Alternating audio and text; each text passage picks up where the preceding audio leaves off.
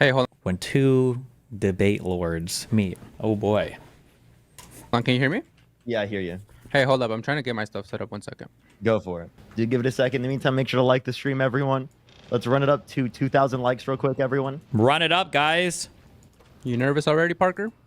No, I think you should be the one Okay. that's bro. I mean, Why- you got why would the I be crazy nervous? views. You got the crazy views. I know. I don't get nervous. I've been challenging you to a 1v1 debate on whatever, Tim Pool, whichever one you want. You haven't accepted. Ooh. I didn't even know you were asking me for that. Well, I was just on those shows and I've been trying to get you on there, but that's why I'm saying, are you nervous? Because I've been trying to get you on. But I didn't even know you were asking for that. So, yes, I would love to debate you, and that's why I invited you No, up hold on on, the hold stream.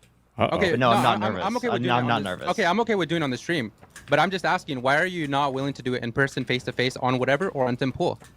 He just answered that question like 4 times. Okay, I see what kind of debater this dude is. Oh man, yikes. Did I say I wasn't willing? Well, I'm asking you right now. I would be willing to do that. You would? Mm-hmm. Oh yeah, I mean, which we're one? already debating now. Yeah, I know, because you don't like doing the in-person ones, but I'm asking you which one do you want to do? Anyone. Which one? Do you want to do Tim Pool? You want to do in person, just me and you? Yeah, just one on So one. it doesn't have to be on any of their podcasts. Can it be my own YouTube? they would get huge reach. I would but get you're just ask- as much. You would get as much as Tim Pool when he pulls. I About don't know about 70K viewers about live. Tim Pool, but Yeah, he pulls I- 70K viewers live on Rumble. as whatever. On Rumble. No, but well, hold on, because I could set it up. I could set it up tonight with Lisa. If I can, and I also want to debate you on here. But I'm asking you, if you want to give me a verbal commitment, we can set it up. I'll do both. I mean, Okay, so- I can't. We can set up a specific time. I have a tour thing coming up here pretty soon, so I'll be pretty busy. But like, literally, let me know anytime because I'm always open. It's just the things with Tim Pools. It's just in the middle of nowhere. It's like West Virginia, Yeah, I know. I and just like wondered, that takes away from me being able to go live because I go live every single day. So that's why I typically don't do like in-person debate type stuff. That's why, because I live out in LA. That's why I do But Jubilee. can do you at least Jubilee agree in with me? person. Yes, you I at will do least an agree? in-person debate. Yes. No, I know, but can you at least agree with me that Tim Pool going on there will get us both more reach than on your Yeah. platform? Yeah, Okay. but it's in the middle of nowhere though. That's the issue. I know, but it'd be like one day, and I think it would be like. This guy. I mean, I mean, one is he day autistic? I have to go from the West Coast all the way to the East Coast. That's Bro, I'm gonna in be Washington. a little bit more so than it's one a bigger day. hassle for me. I know it's a big hassle. Why are you bringing up where you live? You don't go live. You're not a streamer. Parker literally just gave it an incredibly concise reason why he doesn't like to travel a ton. Is because you've got to take a lot of, like, for him, it sounds like it would probably be almost 2 days off streaming. Why is this guy bringing up where you live? You're not a streamer, bro. Hassle. But This is the religious guy who debated Sam Cedar and Jubilee? Yes. but you know who I am. You know what I did with Sam Cedar. So like obviously you want to get my name down. So I think it would be, Oh it'd my be worth it God. for both. Don't you think so? No, No. I don't think it's worth it because like I can just do it on a different platform. But like I know we which can one just is do it better than here, provide alternative ones. here on my platform. You live in the West Coast. We can just do it on the West Coast in person. I'm willing to do it in person without it. I actually do table sit downs in person, face to face. So it'd be fun. And I go to California kind of often. Mm-hmm. I've just been trying to get a hold of you and I can't. So Yeah, I don't have like a management team or anything like that. So like Yeah. it is kind of hard to get a hold of me. I didn't know you were even like saying on the internet because I would have debated you because I've been looking for people who are like on Jubilee that have been on Jubilee in the past that want to debate in person. But like, I mean, I'll debate you right now and I'll debate you in person. Right now we can talk about a few things. One thing I Sure, did want to one ask you about. oh, listen, I'm just trying to set this up because I was streaming my thing for your TikTok, so then I have to kind of adjust it, the overlay. But yeah, you can speak while I do this. Okay. Okay, for sure. So like you are like a Christian nationalist. So I would love to ask you Yep. about like your views on Christianity. All right, like for example, I can ask you about like certain aspects of scripture. Like for example, 1 Samuel 15:3, where God commands Saul and his men to slaughter the men, women, and Jesus. children, infants of Amalek. We're getting right If God there, commanded huh? you to slaughter those infants, would Amalek. you do Oh it? no. So, are you running already? What? Are you running already? Running from what? The debate we agreed So to have. you're doing. I know you've been Uh-oh. doing these God debates for years, right? And now your first thing the thing you feel like you have an edge on me over is the God debate. I never bring up scripture. I don't even actually do apologetics. I can't defend scripture because I'm in the process of learning Orthodox Christianity. So when you're going through that process, you can't do apologetics. But I know that this is the topic you've been debating for years. I'm wondering why. Well, I mean, you brought it up on Jubilee. I didn't bring up scripture. I actually didn't even say Christianity was true. You did actually talk about Christianity, Christian nationalism particularly, right? Yes, but did I say that it was true? Because now you're bringing the Bible as a presupposition that it's true. Oh, Well, man. no, you believe that.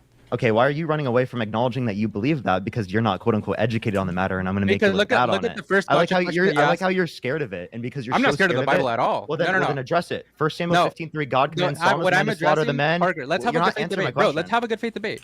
Yeah, you're not answering Wait, my look at how question. you're starting the debate. You're going with the quick gotcha on like asking a scripture. question. Yes, So you then know what answer you're the doing, question. dude. Answer the I'm question. willing to go over these topics. I just Then want to answer know the why question. can't we just have a good faith debate? I Like am. we I'm can doing take that right hours now. if I you asked want. you We a can take very 5 hours specific tonight if you question. want. I asked you You a want very to debate for specific 5 question. hours? I We can can't do debate for 5 hours. Jesus. I don't have 5 hours. It's 9:40. Okay, so I'm saying I'm willing to go long term. So let's take it slow. Let's take it easy. I don't know why you have to I start with asked the you, gotcha. but you're not even answering my question. I know, but I don't know why you have to start with the gotcha. Well, I'm sorry. Do you feel like it got you? No, well here's the thing. No, because when you're, I don't even know what was the Samuel one. What was it? 1 Samuel 15:3. God says to Saul and his men to Yeah. slaughter the men, women, children, and infants of Amalek. And then Right? I'm you're asking asking if God me to. commanded you to slaughter the infants, would you do it? Right. The reason why this question is irrelevant is because you're already presupposing that there's some sort of objective moral standard outside of us. And I'm asking you under your view. Would you? It's a yes or no question. Would you, if God commanded you to slaughter the men, women, children, and infants of Amalek, would you do it? Well, God, it doesn't matter what I say because ultimately it wouldn't. According It's really to your funny that you standard- won't answer the question. Hold on. According to a preferential standard, that one that you hold, the one that I'm actually willing to grant as well, it really doesn't matter what I say.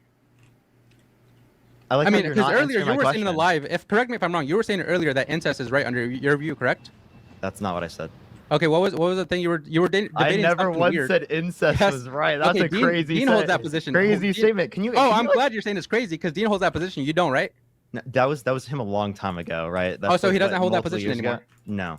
So like Okay. again. So I'm can glad I- you guys are coming to can I- more Christian ethics. That's actually That's not has nothing to do with Christian ethics. But you Oh, still yeah, have what not does that yet to do answer with- my question. You have yet to answer my because I question. just granted it. I'll grant you whatever answer you want. No, I'm not ultimately- asking about granting anything. I'm asking you No, from 'cause your it perspective. doesn't matter to me, Would bro, and you? it doesn't matter from I'm you. asking you a Look, specific. if He's not answering the question Christianity because is fake, if this is Christianity incredibly is not real, disingenuous right now. No, I'm Incredibly being honest right now. Ooh, If, you're not. Because even if I saw Totally contradictions in the disingenuous. Bible, I'm going to tell you the truth. Even if I saw contradictions in the Bible or things that are morally reprehensible, I still, as an atheist, have no grounding to say any. He's an atheist who's a Christian nationalist? Why?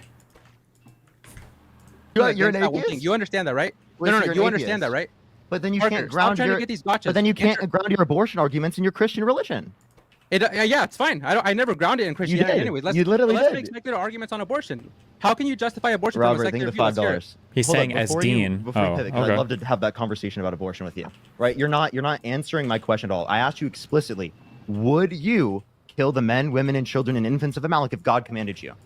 Dude, I just told you I'll grant whichever answer you want. I'm not asking you to grant anything. I'm asking you particularly 'Cause yourself. I don't defend scripture. I don't care what scripture says right now. You don't like, defend I'm willing to scripture? grant that Are you a Christianity is false. Christian? Are you a Christian? I'm willing. Yes, but I'm willing to grant that Christianity is false. Who cares what I Okay, believe? Look, wait, so- here's so the then- thing. This is going to go down to a theological debate. You're not going to believe in Christianity. I'm going to say I am. Who cares? We're going to have to go into theology. Dude, Why does it's that matter? hilarious. It's hilarious that as a Christian, which used it in the Jubilee debate, you literally grant it as false when you know that someone who's better at arguing it than you is arguing you in front of 4,000 people. You're arguing. You're saying you're better at arguing Christianity than me. Yes.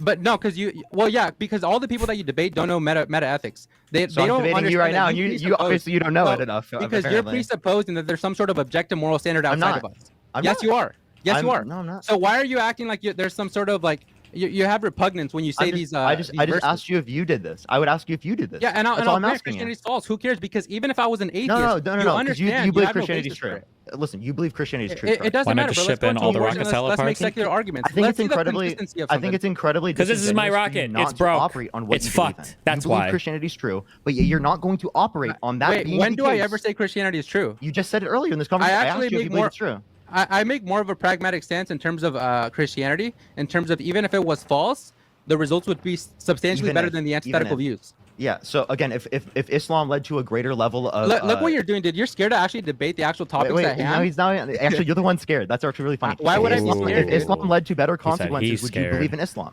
No, it just doesn't matter, bro. Because look, Oh, it it doesn't doesn't matter matter, because even bro. if I say whatever, like Islam or Taliban, whoever, you got to understand What? that from your view, from a like you're the same as Sam Cedar, bro. You're the same exact thing.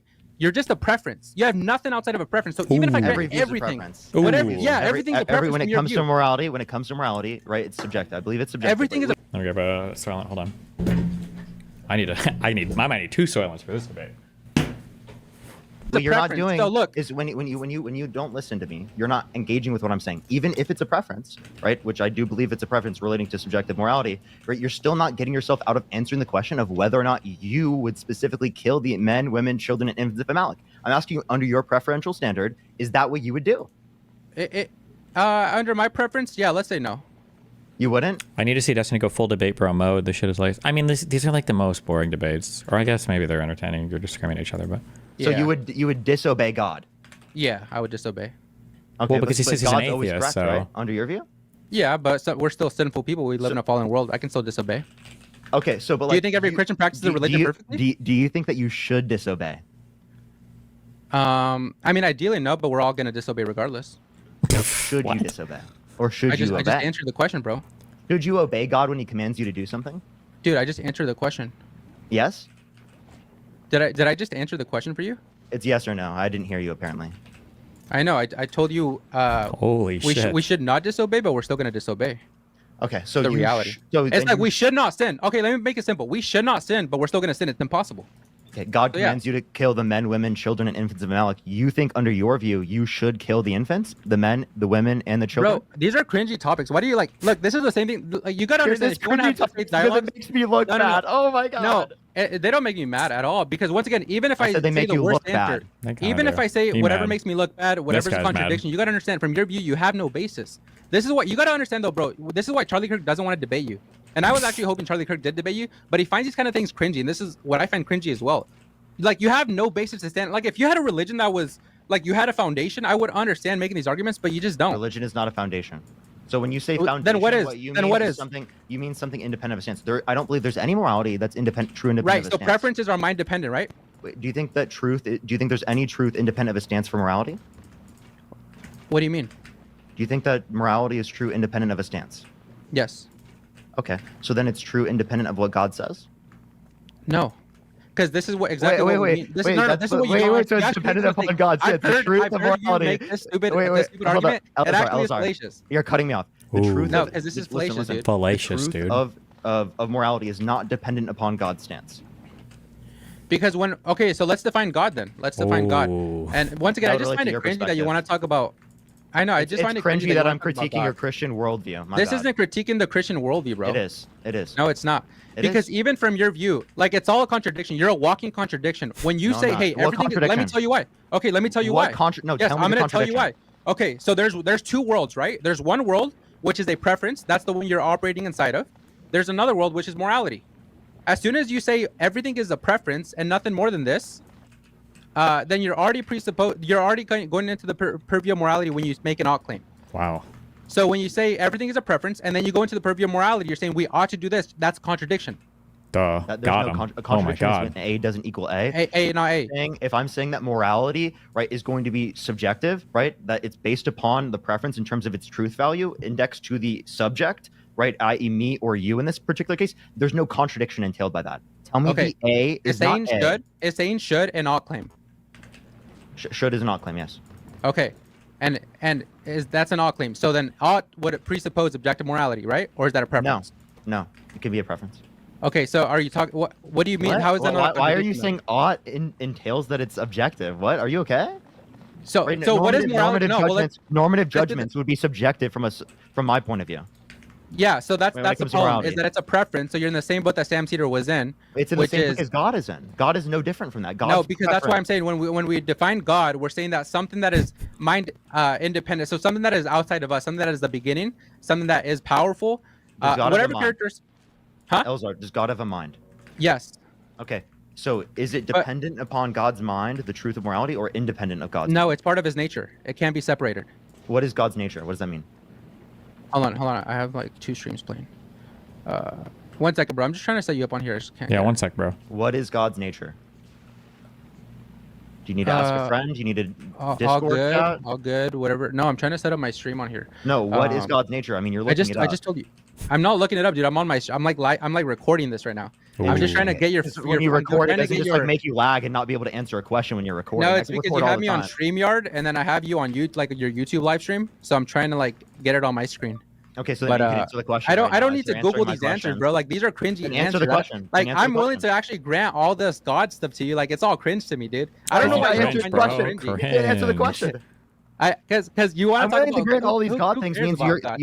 you saying that Like- you're willing to grant everything about God means you have conceded the argument because you know that I'm better at debating it. No, I'll grant. Yeah, I'll grant this Ooh. whole God debate. Let's go into the actual Yeah, debate you that you agree want that to you debate. lost. You agree that you lost on the God debate. Why would I lose that? Like Okay, I can't then argue lose. it. The Then argue it. ultimate. Then argue- Losing you can't presupposes lose. that The there's- ultimate look, debate, bro. losing Showdown. presupposes that there's an absolute standard of Okay, truth then that which answer you my don't have question. access to. Then Hey, answer my question. What is losing God's presupposes nature? that there's an absolute What's- standard of truth that hey, which you don't have access to. Elazar, what is God's nature?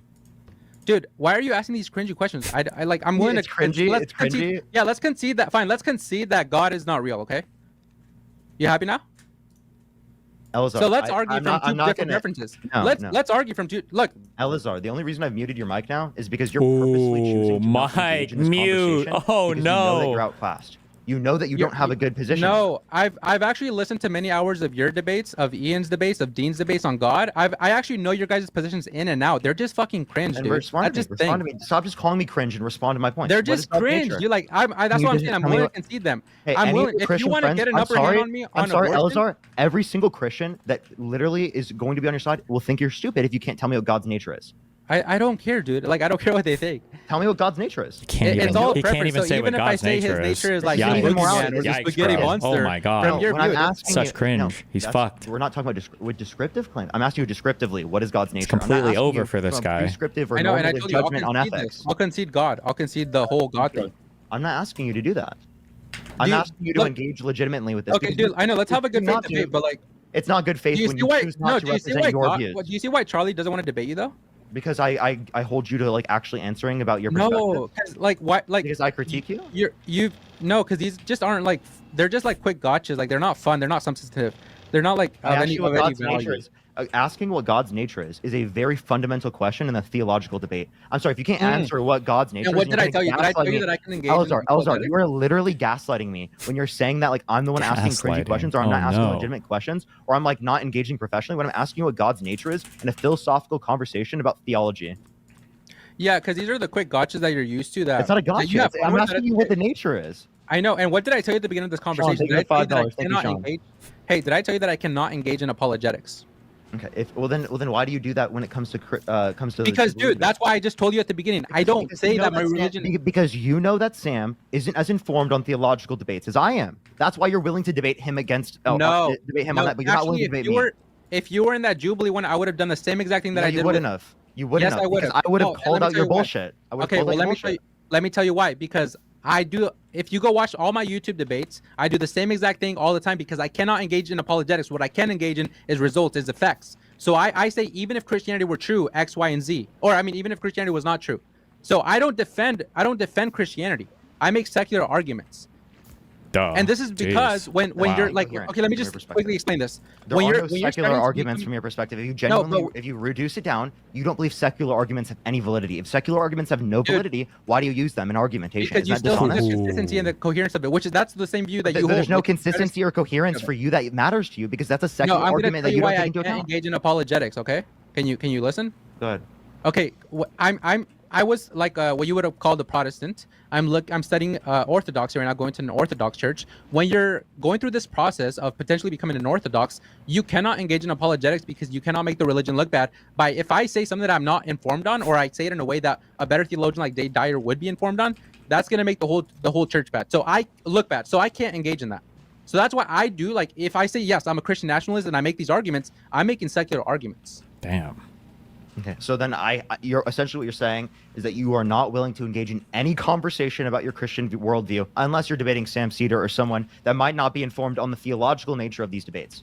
Well, if you listen to the Sam Cedar debate, I literally told you, even if Christianity were false, I never said it was true. But you Got him. utilize Christianity as a basis because you were saying that he doesn't have a basis because he doesn't hold to a I religion. know, and I never said that I had true basis. You did. Yes, you did. You said that No, you I'm- have a foundation that he doesn't have a foundation. Okay, yeah. That's it what can you be said. I foundation. watched this debate. Why are you gaslighting You me? said, okay, did I say foundation or true foundation? Because you said you have a foundation. Oh, okay. So your foundation isn't true. Got him. No, Nice. well, do you have a foundation? What is it? What is a foundation? Hey, Parker, do you have a foundation? What do you mean by foundation? Let's say the basis, like the premise of everything. Premise of everything. I'm confused what that means. Like, are you saying where you get the truth from when it comes to morality? Like the basis. Do you know what a basis is? Yeah, yes, I understand, and in the way that I use the. If you follow my stream for any amount of time, it's all precept arguments. It's all that is what's your ultimate source of absolute truth, and then when you don't have one, then they do. Oh, gotcha. Term. I'm clarifying so how you're using the term. Fine. Tell me how you use it. Yeah, well, I'm going to refer to like a subjective morality, right? That's what I'm going to refer to as a basis. Typically, they're asking like, what is the meta-ethical view that you hold to? Yeah, so let's just say like from a foundational view, let's just say something that doesn't really change, like something that doesn't change. So like from a preferential view, we would both have to admit that they're going to change. I don't know what you mean by they're going to change. Like, just me having a subjective view or preferential view doesn't mean that it's going to change in the future. Like I could have the same view throughout my whole life, right? From now on.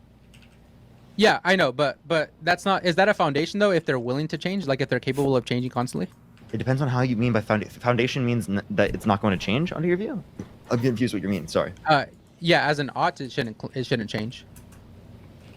As an audit shouldn't change. Wait, are you saying that you can't have different normative judgments at different points in time?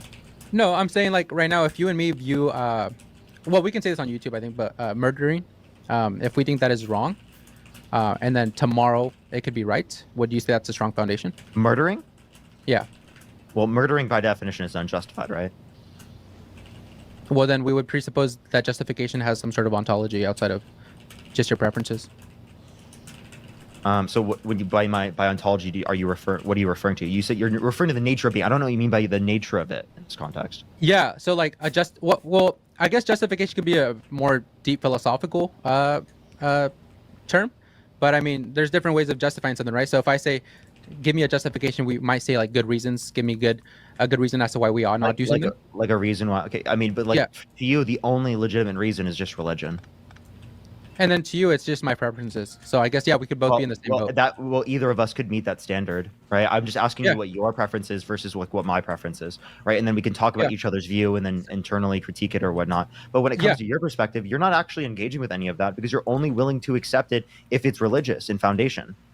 I don't know where you got But if you're only willing to accept it based on its religious foundation, then why aren't you willing to argue the religious foundation? That's Hold my on. issue No, I with don't- your point here. Because You're I think like, because once again, you're kind of like, I honestly I think it gets to a point where it becomes dishonest. I understand you're saying that like you want to look more into it, you want to do more research on orthodoxy, but It's not that I want to, Shouldn't you do the research before you hold to the view? no, that's actually a good question. If I was on my channel teaching Christianity and teaching people to be Christians, then yes, I would definitely have to. That would not be a good process. That would be really bad. If the church doesn't specifically appoint me to be in a leadership role, then that would be bad. I don't do that. I just teach. I just go over effects. Wow. Okay. But hold on, bro. Hold on. Can we Hold at on, least bro. agree then? Hold up. Like because I can't even if you were open minded right now and you were asking me good faith questions, I can't prove to you that God is real or religion is real. I can't prove that to you because it's still going to be like a long theological debate that you might still need some sort of supernatural experience. Who knows, whatever you would need. So can we at least agree, even if we say that Christianity could or could not be true, we still ought to have good reasons for why we do something? Yeah, typically I think you need good. I mean, you don't need good reasons for everything. Like for example, if I'm just like walking down the street, I don't need a good reason to walk down the street, right? Like it's amoral. Okay, so then, like, at what point are we gonna have some sort of arbiter of truth, or what is a good reason for when we kind of should impose a good reason on someone else? Well, like when I'm evaluating, like and when we're talking about morality, we're talking about good reasons within morality. Like I'm going to evaluate that based on what's indexed to myself. So we'll compare based upon our own views, and then we can give intuitions. Like I'll give you a hypothetical based upon your own view, right? Like something that would logically follow given your view, right? Based upon your reasoning, right?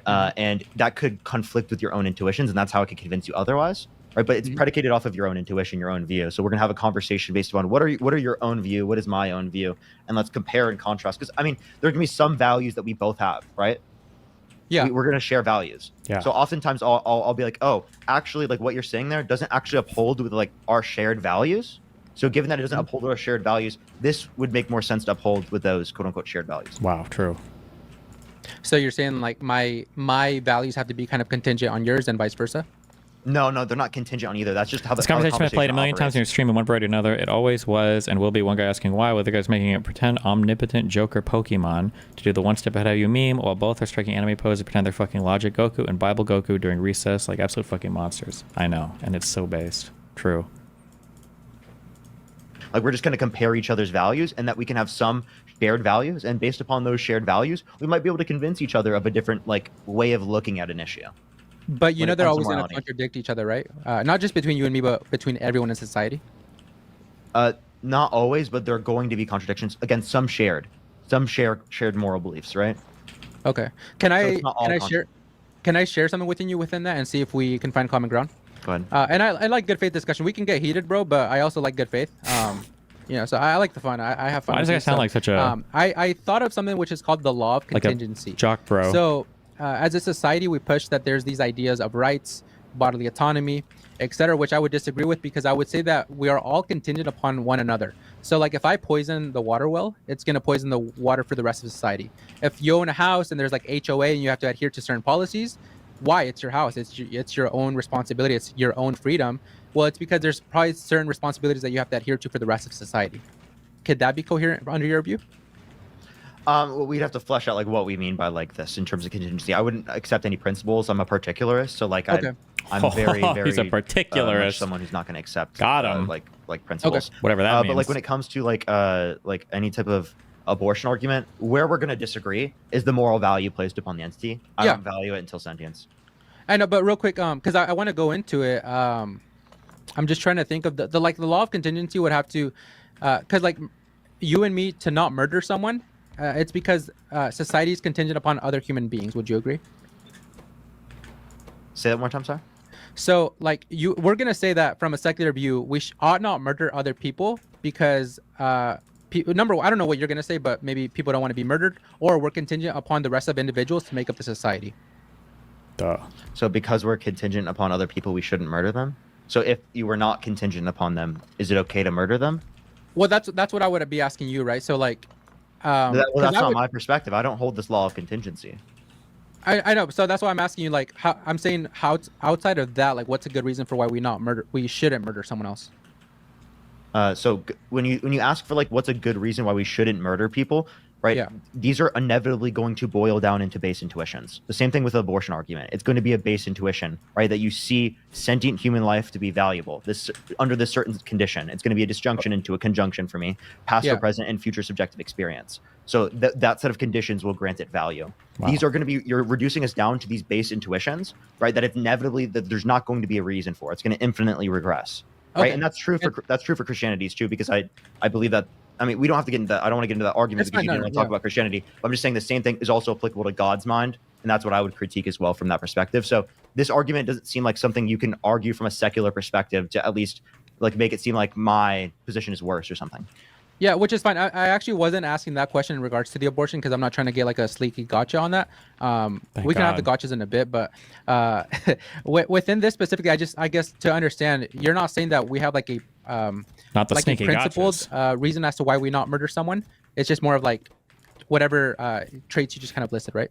Yeah, it's intuitive, case to case, and it's predicated off of these set of traits that I could consider valuable for human beings. Again, that's intuitively like this is one of those base intuitions. The same way we value human beings over types of other animals, base intuition. I mean, the reason we can provide for that is we're of a species in which it meets a particular threshold of rationality. But again, why do we value that trait?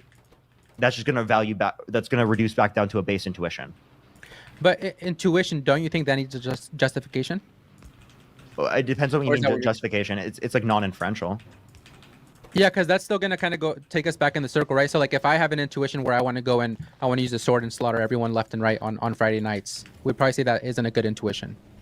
Yeah, we would agree, but that's predicated off of our intuition. So although like I would, like Does that any dislike this Parker guy? No, I think Parker's okay. They're a little bit on the woke side for me, but I think him and Dean are okay. you're trying to find some way of differentiating between the views. And the way that I differentiate is going to be predicated off my own perspective. So like, we're just going to explain our different views and where we Yeah, agree, where we disagree. What you're looking for is like, how do you resolve a disagreement? Yeah.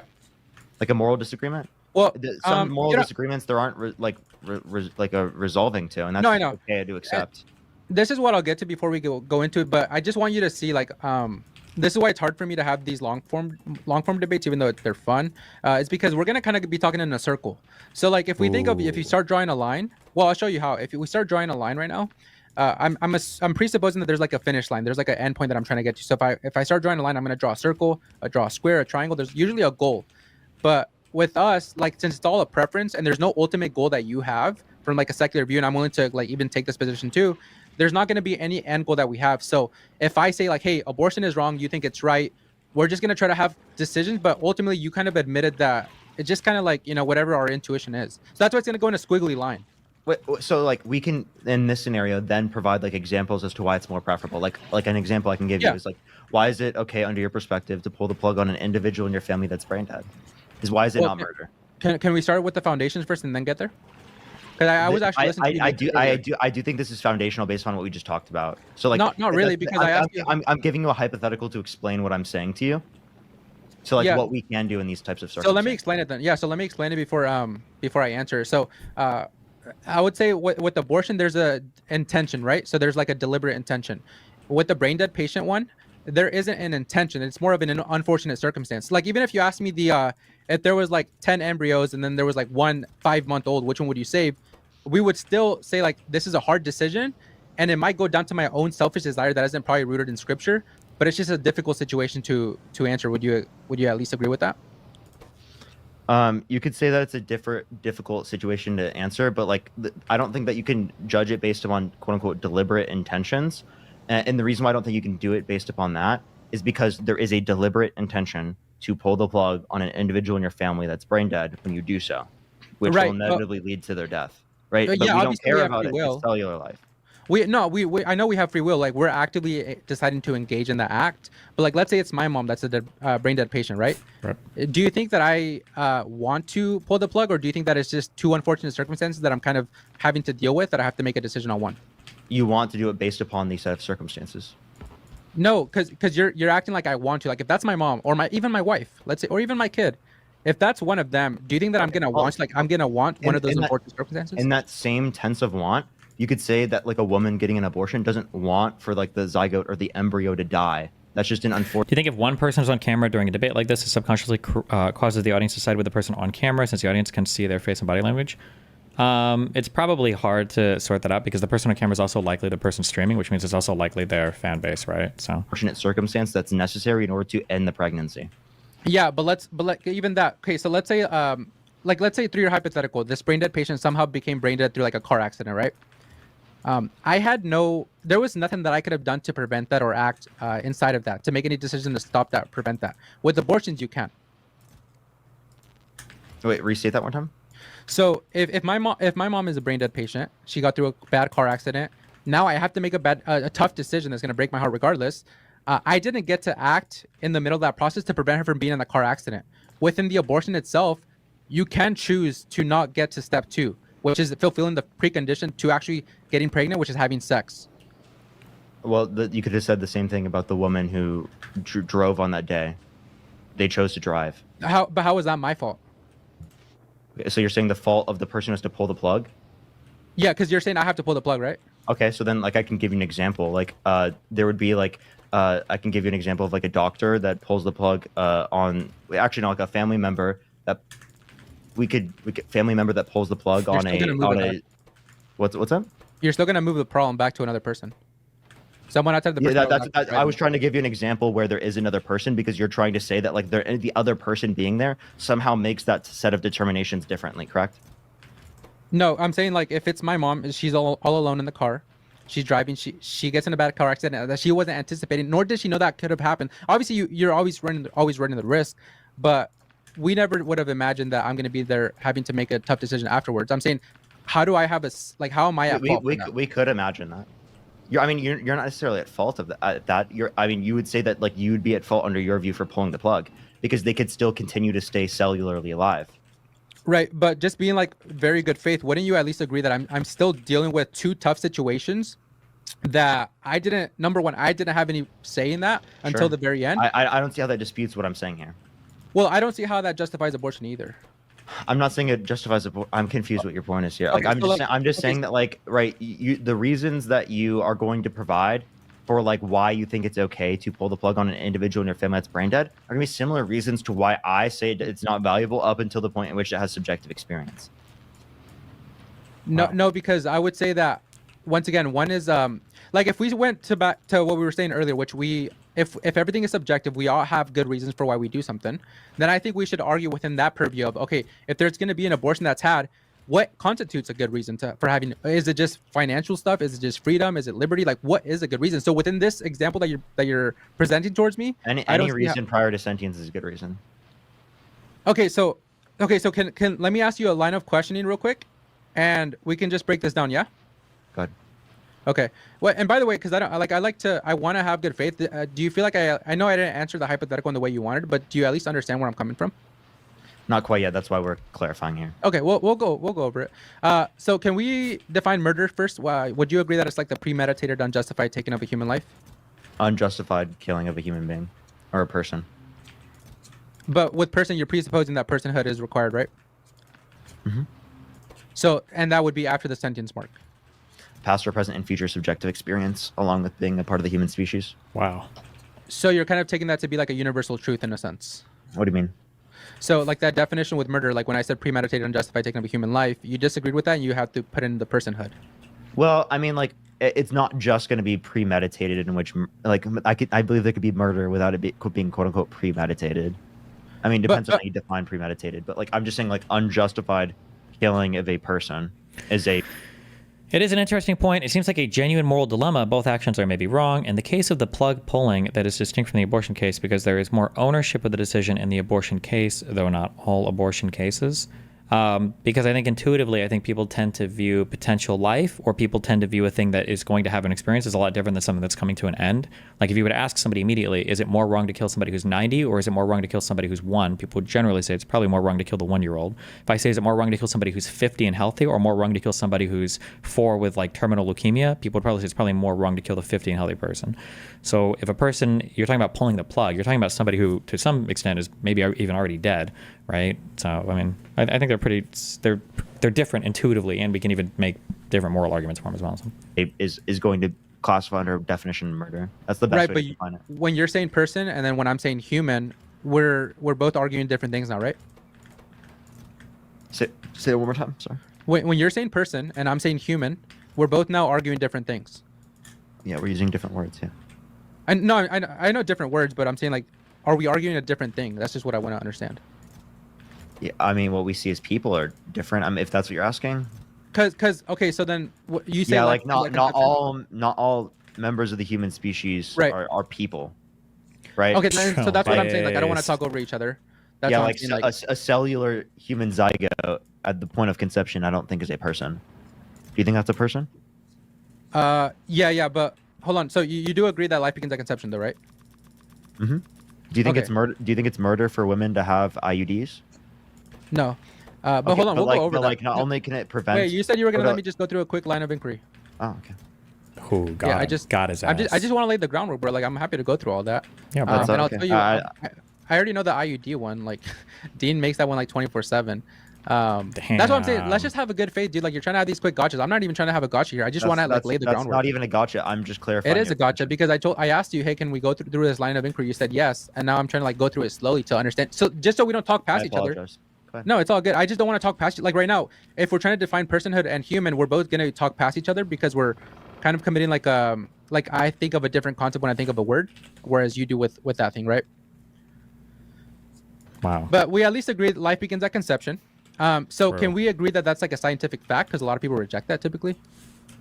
I do agree that life at conception is a scientific fact. We're talking about cellular life. Okay, so what do you mean by cellular life?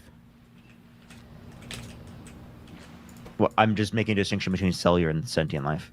That's the only distinction. Oh, okay. Yeah. So you know that distinction. I don't think I have to clarify that. No. Yeah. Okay. Got him. But because then you're saying, okay, so let's go back to the 20 to 24 weeks mark. This is when you say that they gain sentience. Mm-hmm. Okay, and is that like what you mean by that is like qualia? Depends on how you define qualia. Like this, like what you can you define your standard again? Like when you attribute value, you said past, present, or future subjective experience. If you're setting up a debate with this guy, could you cancel and blacklist him? I don't think I'd ever blacklist him. I just don't know if it would ever be worth it to have an actual long-form debate with this guy. It seems pretty painful, but okay. Maybe they'll get to some disagreements, so and we'll means see. That as soon as it meets that specific conjunct, then after that, anything that we do to that is immoral, correct?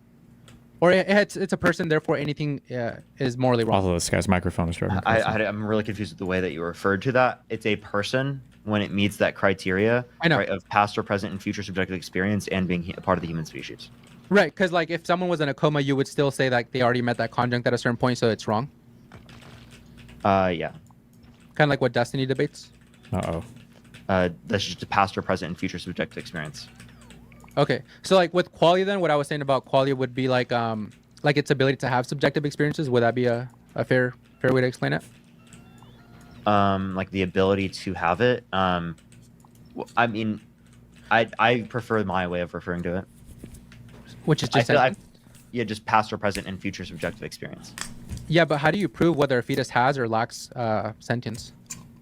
Uh-oh. Has or neuroscience? Yeah, and Right, does it like, have it's a gonna be- specific, like an exact time frame?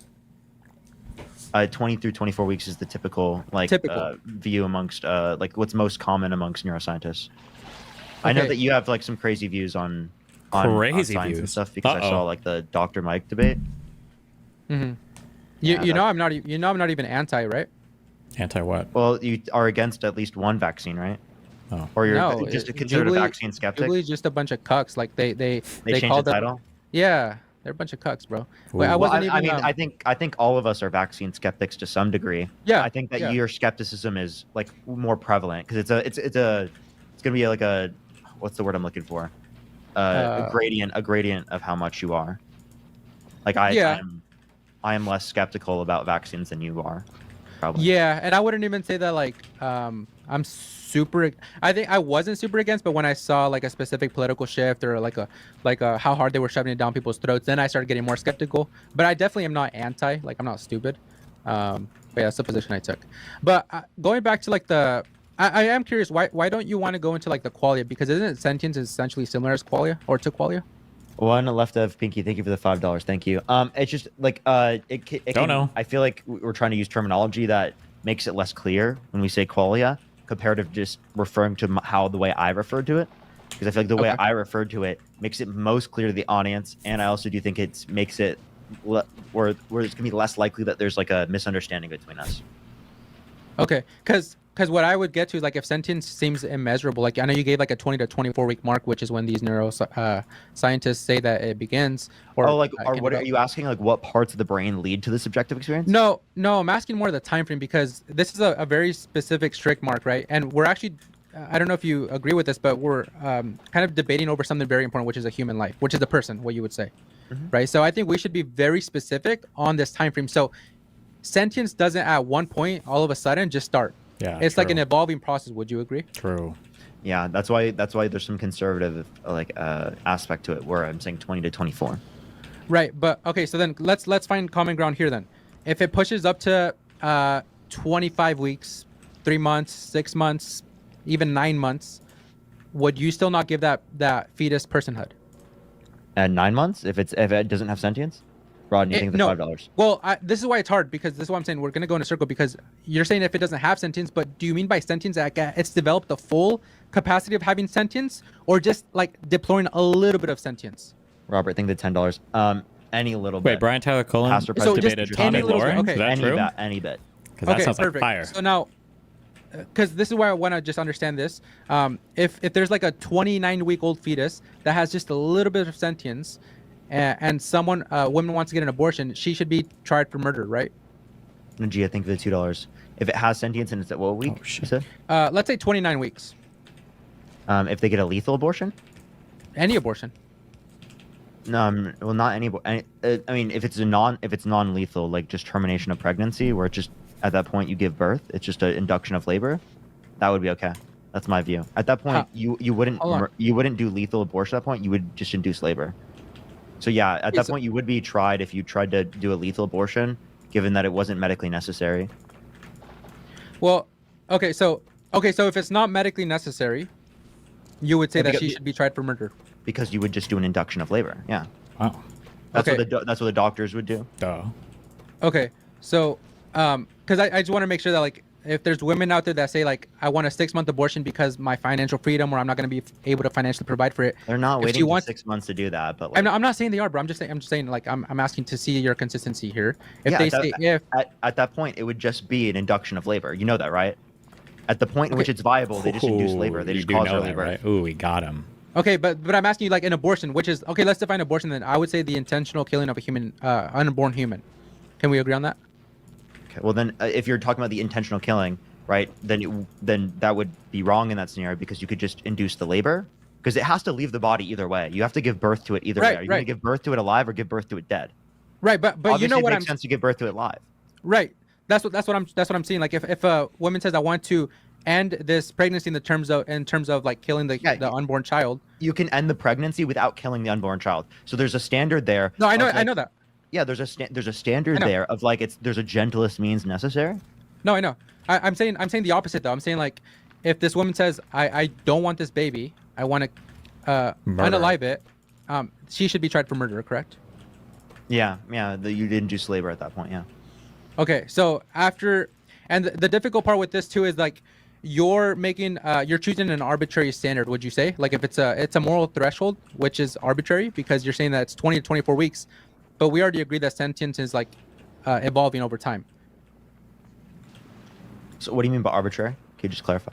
It's not like set. There's no like specific time frame. Like you're saying 20 to 24 week mark, but it could also be maybe 18 weeks. Maybe it could be 29 weeks, 6 months. I mean, would you say life at conception is arbitrary because maybe it could be different and science could possibly, in a logical sense, be wrong? If science changed, well, no, that wouldn't be arbitrary. That would just mean if science changed and they said, hey, we came up with a new discovery. That's how we're using the term arbitrary. You were using it based in that context. Okay. No, because you're okay. So you're saying that the ability to test or at least see and conclude that life begins at conception is the same as sentience? Say that one time. The way we conclude, like the amount of testing that they can do to verify that life begins at conception is the same exact way and the same amount of confidence that they have when they can determine if something has sentience or not and how much sentience. Oh, no, I'm not claiming the same confidence, but you were claiming that if it's possible or maybe it is the case that it's otherwise, that then you would apply that standard, not based upon like what's most probable. And we're basing it on what's most probable when it comes to science, right? Yeah, sure. It just seems like more of a using the conscious argument that I use. Even if let's say science does come together tomorrow and they say like at 19 weeks they develop sentience, or even 12 weeks or even 6 weeks, you would still have to change your position, right? Yeah, based on that. Okay, so can we like at least lay the groundwork here then that you and me do agree that women have to have good reasons. They can't just get abortions for whatever reason. Like it's not just my bodily autonomy or my women's rights, reproductive rights. They need good reasons. It is. It is okay to do that prior to sentience. Okay, prior to sentience, but then you would set a threshold, right? Yeah. Okay, because then I don't know how that would be a reproductive right or a human right or a woman's right. It would be in terms of bodily autonomy over your body when it relates to a non-sentient embryo. That's still bodily autonomy. Ooh. Well, let's define bodily autonomy. The right to do over like your body. Well, yeah. So I would say the right to do with one's body, the absolute. Like, let's say freedom to do with one's body without external force or coercion. Without external. Otherwise, I don't see what's bodily autonomy about it. See, I mean, that's going to get really convoluted because if you're talking about coercion, if you're a determinist, then you're like determinist. There's natural coercions and environmental factors. How long until they get to like a disagreement or behaviors? I'd be really. It's convoluted in the way that you're referring to it. I'm a compatibilist, so I believe that they can wheeling out all the philosophy terms.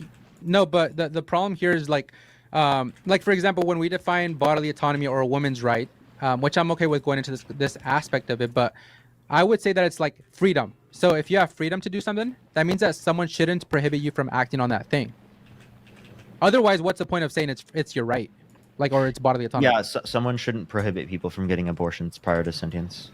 And that's because they have bodily autonomy. Well, no.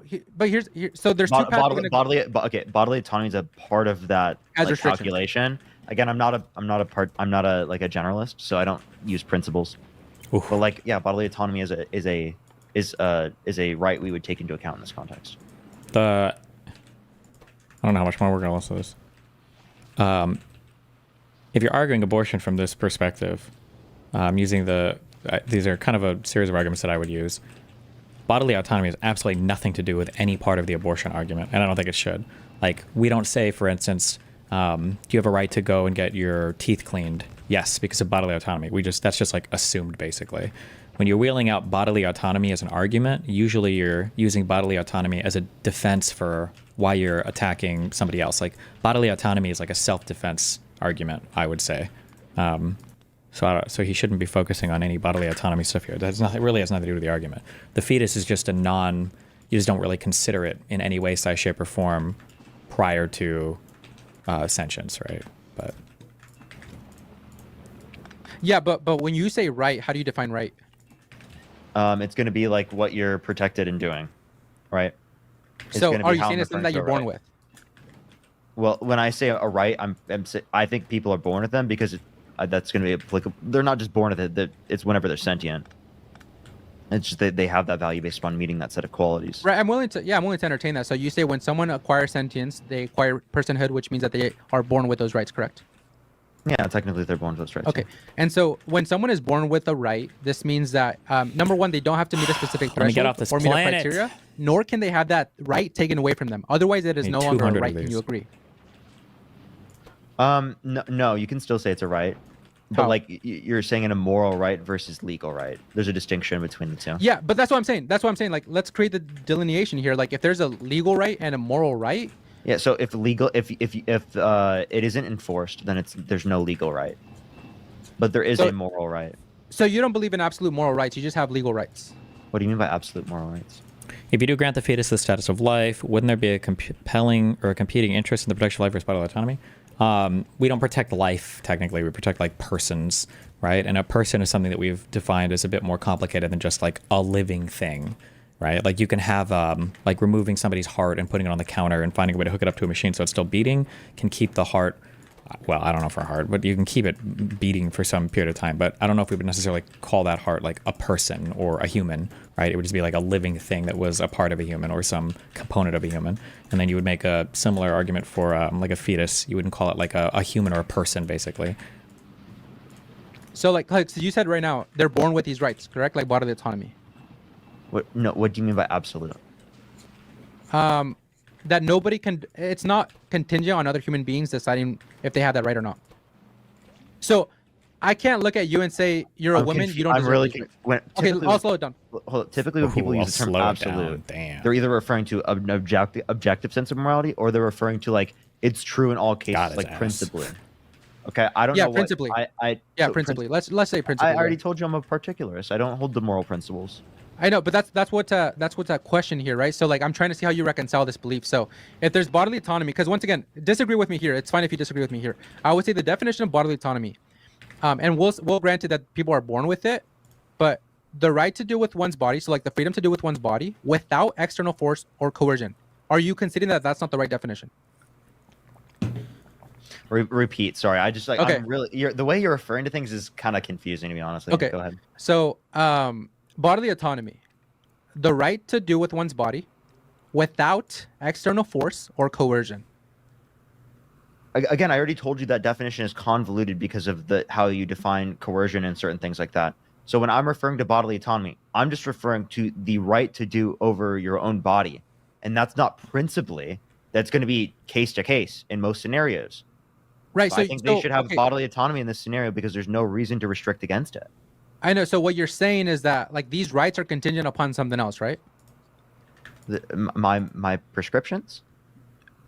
Well, or even like a societal, like a legal standard. I don't know, because when you're, that's what I'm trying to understand. Like, if you say a right, like when I think of a right, I would say an entitlement, something that you are owed as soon as you are born, or let's say sentience. Nobody can deprive you of that right. But you're disagreeing with me on that definition. The definition of so like an entitlement, sure. I mean, without any duties though. Because let's say the woman's right to vote, right? I'm sorry. What is the point of this? Well, yeah, we're going over bodily autonomy. The $5. Yeah, I don't see how this is going over. No, I'll tell you how. I'll tell you how. Can we just continue having a good faith discussion? Yeah, I mean, I just am confused. I'm just asking for clarification. Let's agree on this then. Like the right to vote. When people say we have a right to vote, we don't actually have a right to vote. Like women don't actually have a right to vote. We have the illusion of a right to vote because that's contingent upon something else, on other people deciding, hey, you have to meet the specific threshold or criteria, and we can also remove it from you. Do you think women should have the right to vote? Is that what you're saying? Well, no, I'm not saying anything. I'm just saying, like, that's what I would constitute a right, which is like, if we were thinking of a right, something that actually exists, we would say that they cannot take it away from you.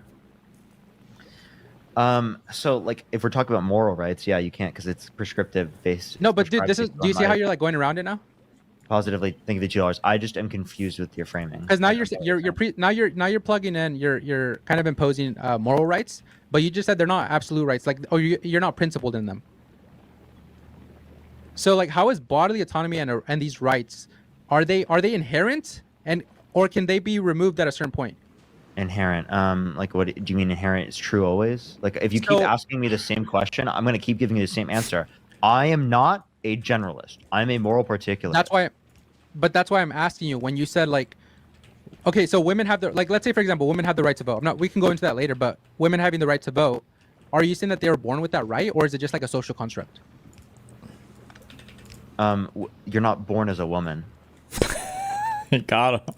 Okay, you're not born with bodily autonomy. You aren't born with the right to vote because it's predicated off of your age. You got to be of a certain age. Perfect. So yeah, we can find common ground there then. So like, we agree, no one has an inherent right to vote, an inherent right to bear arms, etc., right? If by inherent you mean that they're born with it? Yeah. It's only because of their age. But because not just because of the age. Why don't you say, like, if they become a felon or they're doing something horrible, they probably shouldn't be able to vote either? Yeah, if you grape children, you should be able to vote. Or if you were held civilly liable for sexually abusing E. Jean Carroll, forcibly penetrating her without her consent, right? That's what I'm saying. Held unanimously by a jury of 9 people, then you should not be able to vote. Or you okay, great. So you're at least guns, conceding that rights are not inherent. Yeah, you're. This is helping my argument a lot. You're agreeing that rights are not inherent, aka bodily autonomy is not inherent either. So certain rights not being inherent doesn't mean all rights aren't inherent. And also, when you say inherent, you just mean you're born with it. I do think you're born with bodily autonomy. No, you don't. Because when we defined bodily autonomy, we said the right to do with one's body without external force or coercion. You disagreed with me on that. I didn't disagree. I just said that that's a convoluted way of referring to it that can really make it hard to have conversation about it with two people that disagree on the meanings of the terms that we're using. No, but it would be pretty simple. We have different views on, like, free will, on determinism. But that wouldn't matter, because either way, that wouldn't matter, because either way, you're gonna have one of two choices, one of two routes you go down. So either one, we do have bodily autonomy, or two, we do have bodily autonomy with restrictions. But then that no longer makes it bodily autonomy. So which position would you take? I don't accept that it no longer makes it bodily autonomy if it doesn't apply in every single circumstance. Okay, That's so you would say that. Statement. Or do you think bodily autonomy applies in every single circumstance? I don't believe in bodily autonomy. You don't believe in bodily autonomy? Got him. Rodney, got him. Hold on. I want to let you go. I want to ask any clarifying questions, or are you the one that just gets to ask a million questions? But you see the questions that I'm asking. But you see the stream? questions I'm asking, like, they're not bad faith. I'm just trying to, like, truly clarify. Elzar, I just want you to clarify. Like, if you want to clarify, sure. But just please be good faith. I didn't do anything that was not good faith. I've been incredibly nice to you. I just let you for the past, 15 to 20 minutes ask me questions where we haven't even gotten to any type of conclusion. I don't even know what the fuck you're arguing at this point. No one in the chat knows what you're arguing. Ooh. Not a damn person I know they don't know. in the world. They don't think damn this person. Well, No, I'll tell you not why. a single person in this world knows Because what you're arguing. Not a I'll tell single you why, person in the because I want to world. expose, number one, either a contradiction. So there's either a contradiction, meaning that I do believe in bodily autonomy, but then we can have restrictions on it, or you believe in what you would call, like, That's I don't not know. a contradiction. Being a particularist is not contradictory. You're insane. Okay, so then that's why I'm asking you to define it, bro. That's why, like, let's go through it. Tell me what moral particularism is. I don't know. You're the one using quiz it. time. Okay, well, you could have just said that. You didn't know what it means. Okay, so when I'm saying moral particularism, that means I just don't uphold principles. I don't think that, like, No, say, I know. lying, I know you said that. lying isn't wrong in every single scenario. For example, I know, like a pragmatist. do you think lying is wrong in every scenario? No. No. There can be like pragmatically, there can be situations like if someone's gonna come and shoot up my house, where's your wife? I'll probably be pragmatic in that situation. You just contradicted your religious beliefs. No, don't go back to the religion thing. No, actually, being a pragmatist or being pragmatic in certain situations, you can still have a foundation, right? Well, that contradicts the 10 commandments, right? No, if your underlying foundation is pragmatism, and then you're trying to reconcile that with, like, let's say Christian ethics, then that's a contradiction. Like, in a sense, we're all. That's just completely evading my question. I'm asking. Okay, sure. Does the within the 10 Commandments does it say Dude, lying like- is always wrong? Why are you pivoting to religion again? Like, we were doing good. Because you hold to that view, and we were talking about whether or not you think lying is wrong, and these views are relevant towards the meta-ethical conversation that we're having right now, or the conversation about particularism versus generalism. You do good, and I it's okay. Like you're asking me, okay, is lying wrong at a certain situation? Then I answered, but then you go into the Bible. Like then you're trying to go into okay, like then we can't have an ethical theological one. Okay, I'm sorry, you're religious. We can't have an ethical conversation. We weren't even talking about. I'm sorry, Elazar. ethical stuff. Elazar, We were defining terms. talking. Yeah, go ahead. Let me speak. Go ahead. Please, thank you. All right, we were talking about ethics. We were talking about judgments. We were talking about moral particularism. That is ethics, right? These are all things that are relevant to talk about when we bring up and discuss, say, our religious beliefs versus not having religious beliefs. I can't have this conversation with you if I can't talk about it. I think at this point, I genuinely, I don't believe that I can have a conversation with you. Because if you won't let me, can I please finish? Elazar, I'm finishing my statement. Oh no. Calm down. You were cutting me off. Okay, go. I know you don't gotta yell. Calm down. I'm only raising my voice because I have to speak over you to be. So you don't have to speak over me. You could just get to it. I can. You want me to mute you instead? But you're going to complain on the internet later that I'm just muting you. I won't complain. Okay, so then can you just stop interrupting? I just yeah, but we were like you can't define bodily autonomy. He's still speaking. Because you can't define these words, bro. Can you shut up? You're inconsistent. You're contradictory. I'll wait for him to be quiet. Okay, go. If you give me time to talk, I'll talk more. I didn't give you time to talk. Oh, you're just gaslighting now. It's actually insane. No, I'm saying like you're giving me all this talking. Just go then. Stop crying and just go. I'm trying to. I'm actually. Okay, go. I'm letting you go, dude. I'm waiting. Okay, if I can't talk about your religious beliefs, well then we can't have a conversation about your ethics, right? If you base them upon your religious notions, because when we were talking about this, we were talking about particularism versus generalism. In order for me to be able to explain a view to you about whether or not you hold the particularism or versus generalism, I have to be able to reference your religion. And if I can't reference your religion, well then I can't even accurately explain it to you because those are the commitments you hold to. Wow. Okay, can I go? Yeah. So what you're doing, and I want everyone to see, is you're trying to run to religion now. We were going this entire inquiry, we were going fine. You didn't bring up religion once. As soon as you cannot define bodily autonomy, and you see that there's an issue that you have there, now you're trying to run to religion. I didn't bring up these terms. You did. We were talking. I never even said that I have absolute truth at the end. You're the one that's bringing up my religion. I don't know why. We're having a good discussion, but you can't answer these. You can't account for these contradictions. There's no contradiction that you've outlined. We were talking about particularism. We weren't even talking about bodily autonomy there. We were talking about particularism. Okay? And yes, the reason why I brought up particularism... When people on stream say they want to see more philosophy, by the way, these are the types of debates they're talking about. Explain it to you.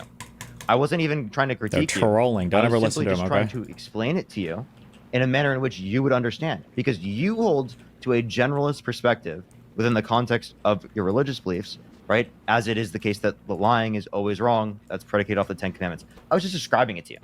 That's it. Sure. Yeah. Is that fair? Well, yeah, sure. So let's at least because I don't want to stay on this specific topic too long, but I do want you to at least reconcile this because it's not making sense to either of us, I think. But the bodily autonomy, you don't believe that people are born with bodily autonomy, or do you? I have said this multiple times. I do believe that they're born with bodily autonomy. Oh. But that bodily autonomy can be restricted. Bucky, thank you for the $5. Thank you. Thank you. $5 don't know. That bodily autonomy can be restricted, correct? In certain circumstances, right? Yes. I know. And then who dictates? I'm a moral particularist. And then who dictates when there's a good reason to? Under my perspective, because good is defined index to me.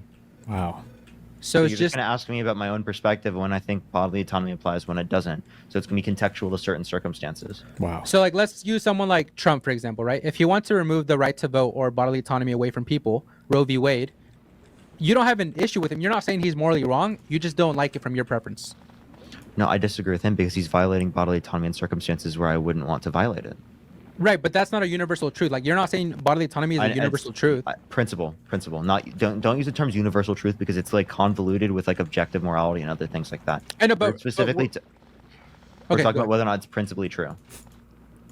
Which it's very intuitively obvious for most people not to hold the principles because principles yield absurd conclusions in typical senses. And you think the antithetical view doesn't? I don't think that particularists have absurd views. Wow. Well, right now with bodily autonomy, it's not making sense to me so far. So it does look like I take that back. I don't think as a particularist myself, I have an absurd view. Go ahead. You're saying? But that's why I'm saying, like, if Trump is saying right now, abortions are wrong, we're going to remove bodily autonomy from women to get abortions, you're saying that he is wrong. Because I disagree with when he's restricting bodily autonomy. I know, but if we get over half the country to agree with him, not saying that they do, but I'm saying if we get over half the country to agree with him, yes, we should remove it. Like, who's right and who's wrong there? Again, who's right based on my view will be indexed to me. I don't know what you mean.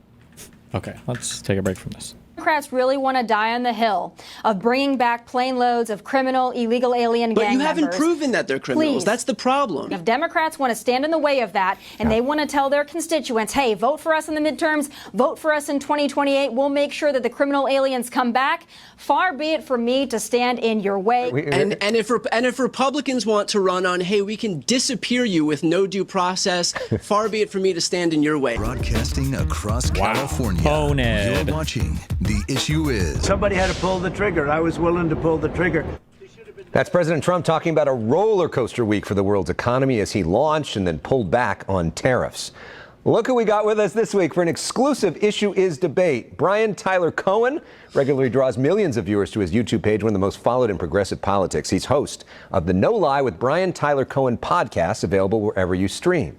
Fox News commentator Tomi Lahren is regularly viewed by millions of people on the right. Oof. She is host of Tomi Lahren is Fearless, which drops weekdays at 10 a.m. Pacific time on Outkick.com, Fox Nation, and various social channels. Our past shows with Brian and Tomi were among the highest rated and most viewed online shows we've ever done. It's been a few years since we've had them on together. We needed to cool down over that period. So we're excited to welcome both of you back to The Issue Is. Thanks for having us. Thanks for having me. And I would just like to say the last time that I had the pleasure of talking to Brian Tyler Cohen, President Trump was not our president. So it's a great day for me to be here with President Trump back in office, and I can't wait to get into it. Okay. Well, let's begin by what President Trump did this week, Tomi. President Trump's tariffs. There is an escalating trade war going on between the U.S. and China, while the president has placed a 90-day pause on most of his reciprocal tariffs on other countries. Wall Street seemed to like that. We've seen huge swings in the stock market. Tomi, what do you think of the president's trade policy?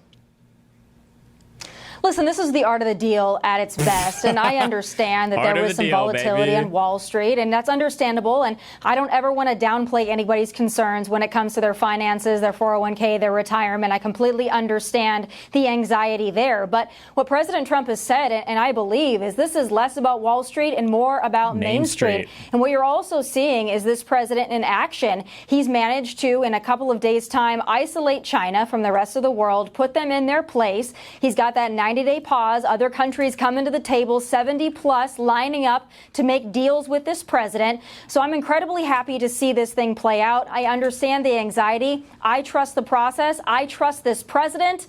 And I think that we're off to the races. Brian, do you trust this president? I don't think that I trust the president any more than most of the country trust the president on the economy right now. The reality is that this is an economic calamity that he has ushered in, and he's done it unilaterally and voluntarily. If we actually do descend into a full-blown recession, which most people, most economists are predicting that we will right now, it'll be the first time that it's done at the hands of an American president. Economists, completely unforced as an error, a completely unforced error. The reality is that the stock market is tanking. All of our indexes are in correction territory. If a Democratic president did this, Tomi would be apoplectic at the ruin that has been ushered in. And the only time there was some momentary reprieve in the stock market is when Donald Trump himself caved on his own policy. And finally, Tomi, you had mentioned that we're isolating China on the world stage. There's reporting now that Japan and South Korea are negotiating trade deals with China to go around American tariffs. There's reporting that the EU is working with China to eliminate those tariffs for EVs. So I'm concerned that you're not familiar with which country, in fact, is actually being isolated on the world stage. It doesn't look like it's China. China needs us far more than we need China, as goes for the rest of the world. I understand the global economy, and I understand the anxiety here and the market reacting to it. But it's pretty simple. The way things were going was unsustainable. This president understands that. So that's why he was elected in many ways, for total upheaval. The Democrats are the party of the status quo. Keep everything the same, simply just grow government, have more more government jobs. This president doesn't see it that way. He believes in America, and he believes in the American people. Not only does he want to bring industry and business back to this country, good paying jobs for hardworking blue-collar Americans, but he also understands that he is in a position uniquely to negotiate with the rest of the world, including China. This president is not inflexible. He said he's willing to make deals. He's welcoming these other countries to make deals. But I would say trust the American people, trust American industry, and understand that the way things have been going for the last 4+ years was not sustainable. Somebody had to do it. This president is willing to take the political risk to do it, and he believes in the process. He believes in the American people. He believes in the hardworking Americans that the Democrats would do well to understand they are hemorrhaging. Continue to go to bat for China and Wall Street. I think this president's fighting for the American people, and he's going to win big time because of it. Tommy, one of your great strengths is that you are connected to so many people in the middle of the country who are hardworking, blue-collar type people. A lot of them voted for Donald Trump because they expected prices to go down. Are you concerned that a lot of President Trump's base is now going to see their own prices go up and they can't afford that? Uh-oh. Let me tell you why that's Listen, doesn't matter. I think we've seen from the report that not only is inflation cooling and the consumer price index has been favorable to this president. Again, the egg prices that they wanted to go down within the first day of the inauguration, those egg prices are down. Oil is down, so your gas prices are going to go down. That's going to fuel the economy in great and wonderful ways. I understand that anytime you make a dramatic transition, the markets are going to react to that. There is a nature of unpredictability. But I would say trust the process, trust this president. And you know what, Alex? If this doesn't work out in 6 months to a year, have us back on. I will eat crow. But for right now, I'm betting on the negotiator in chief. I believe he's bringing these countries to the table. He's the president of the United States. This country is the most powerful economy in the world. And it's about time that we get some fair and better trade deals for the United States and the American people. And that's what this president's doing. And Brian, I mean, Tommy talks about this, but policies like NAFTA, a lot of folks in the middle of the country felt really hurt manufacturing and did not help them, even though it made Wall Street richer. Be a proud neoliberal, what about those folks? Proud globalist. The reality is that if the economy is cratering, which Donald Trump is ushering right now, that's not going to help anybody. It's not going to help those folks in the middle of the country. It's not going to help the folks who are looking to reshore jobs back in the United States. The market is looking for one thing, and that is, first of all, stability and a good faith negotiating partner. Donald Trump has proven that he is neither one of those things, which, by the way, is why foreign countries are dumping American bonds right now. And so that shows that no one is willing to invest in the United States across the world because they see that there is no stability in this country. And we talk about our trading partners. We've shown nothing but hostility to our trading partners. We've shown nothing but hostility to Mexico, to Canada. And so are these people going to be more likely to invest in the United States, more likely to get into business with Donald Trump, or less likely? We like to think of ourselves as this global behemoth that's beyond the reach of all of these other foreign countries, but we live in a globalized economy right now. And the fact is that we're not going to be able to do a lot of what we rely on other countries to do right here in the United States. We rely on a global economy. And right now, Donald Trump is doing nothing but making it more difficult for us to be able to negotiate those deals. And if he's tanking the economy in the meantime, that's not going to help anybody, whether they're in the middle of the country or on the coast of the country, whether they're Democrats or Republicans. Well, we're talking with Tommy Lahren on the right, Brian Tyler Cohen on the left. Let's talk about immigration now. We have seen a massive drop-off in illegal border crossings after President Trump has really cracked down in immigration. Biggest changes probably of anything he's done from the Biden administration. There are also a series of lawsuits, though, claiming that the administration is rushing to deport people who legally have a right to be here. The administration admitting, at least in one instance, they did make a mistake. Oops. Tommy, this is your issue. What do you make of President Trump's approach to immigration? And what do you say to critics who feel like he's rushing it and some people are getting caught up in the middle who shouldn't? Well, listen, if you're an illegal alien, you have no legal right to be in this country, so you're not getting caught up in anything. I would just say that. I can't wait to talk about the so-called administrative error, and I can't wait to listen to Brian Tyler Cohen defend criminal illegal aliens. That's a wonderful hill for Democrats to die on. I encourage you to continue doing that. But I'll tell you this. President Biden said it couldn't be done. He said you cannot secure the border without the bipartisan border bill. Well, I guess that was a lie, just like everything else they fed to us during those 4 years where we essentially had out a vegetable in office. It can be done. President Trump has managed to do it in less than 3 months. When you had border crossings, thousands a day, and now you're down to about a handful of gotaways, if that, I think this is an incredible success. Not only are we deporting criminal illegal aliens, we're keeping people from coming into this country illegally so we don't have to deal with the problem of deporting criminal illegal aliens 5-10 years down the road. This is an incredible success. President Trump has been able to do it in rapid speed, and there's nobody getting caught up that has a legal right to be here. You come into this country illegally, you are up for deportation. That might make Democrats mad, but I think that most of us on the right and the country that voted for this are quite happy with what's going on. Wow. Brian, what's wrong with that? Yeah, Brian. It's interesting that you say nobody's getting caught up, because Abrego Garcia was caught up by getting sent to a foreign gulag in El Salvador when the Trump administration itself conceded that it was an administrative error. And so the Supreme Court, this 6-3 conservative Supreme Court, and a court that is so extreme, we've never seen a court this far right in our lifetimes, ruled 9-0 unanimously that he had to be sent back. So to claim that no one is getting caught up in this system when that is exactly what's happening and it's being litigated at the highest levels of the judiciary is pretty bad faith here. Oof. Tommy? What about that, Tommy? I can't wait to respond to that. So this person that was caught up, the so-called Maryland father that y'all like to talk about, it's not that he was caught up because he was a legal citizen or because he wasn't gang affiliated. It was an administrative error talking about the flight itself, okay? So it's not as if, and it actually really bothers me when those on the left say that there are just average Americans being swept up because they have a funny-looking tattoo. That's not the reality. In fact, that is a lie, and it's really unfortunate that that's the narrative the left has to go with here.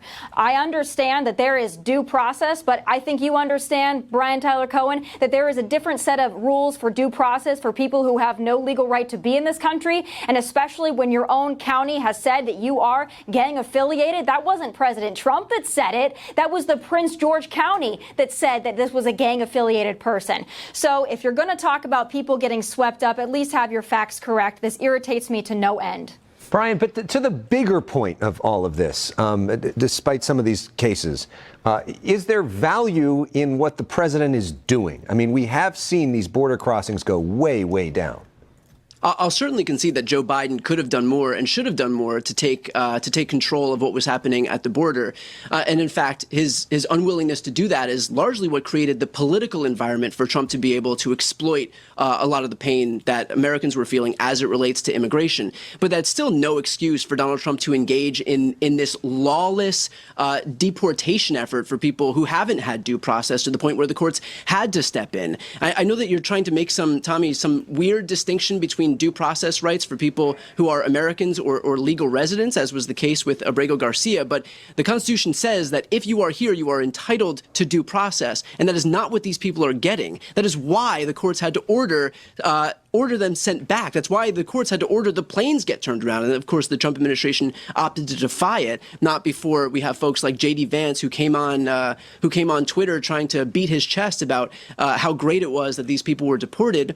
And how no court would push back on this when the Supreme Court and what the fuck did she just say? Like, what sense was she trying to concoct? I don't know the truthfulness to these claims because I haven't looked at it, but supposedly, like, the Abrego Garcia, like, had been charged with some crimes or something, or had, like, committed crimes in the past or something, and they're using that to say, like, well, I think they're literally just doing the "he's no angel" argument, but whatever stuff it was inconsequential or stupid, like, and it had nothing to do with any of the case at all. So I think that was that's what she's like trying to get him on.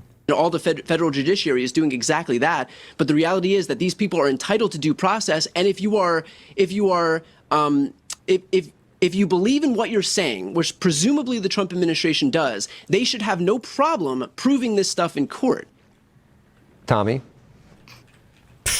Well, I would just say if Democrats, I started out with it, Alex, and I'm going to continue on it. If Democrats really want to die on the hill of bringing back plane loads of criminal, illegal alien gang members. But you haven't proven that they're criminals. Please. That's the problem. Like, look, I will be the first one to say if there is a criminal, if there's a gang member in this country, someone who has committed any crime, big or small, get him out. Sure, I'll absolutely concede that. We don't need criminals in this country. But if you're talking about somebody who you don't know because you haven't afforded them due process, then you can't just make that claim? Well, again, I will say it was actually Prince George County that labeled this person a gang member, and he is in fact an illegal alien. But we can go anecdotes aside. We can argue over the Maryland father all day long. I'd be happy to do it. I've done a deep dive into this particular case.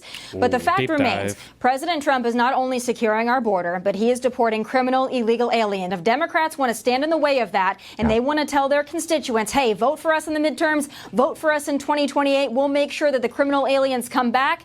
Far be it for me to stand in your way. Continue that message. Best of luck with it. And if Republicans want to run on, hey, we can disappear you with no due process, far be it for me to stand in your way. If Republicans want to turn the United States into Russia, where we disappear political opponents with zero due process, sending them to foreign gulags somewhere, if that's really what you're running on behind the banner of the Party of Law and Order, be my guest. All right, I don't think we're going to get together on that one. But let's talk finally with Brian Tyler Cohen and Tommy Lahren about Elon Musk.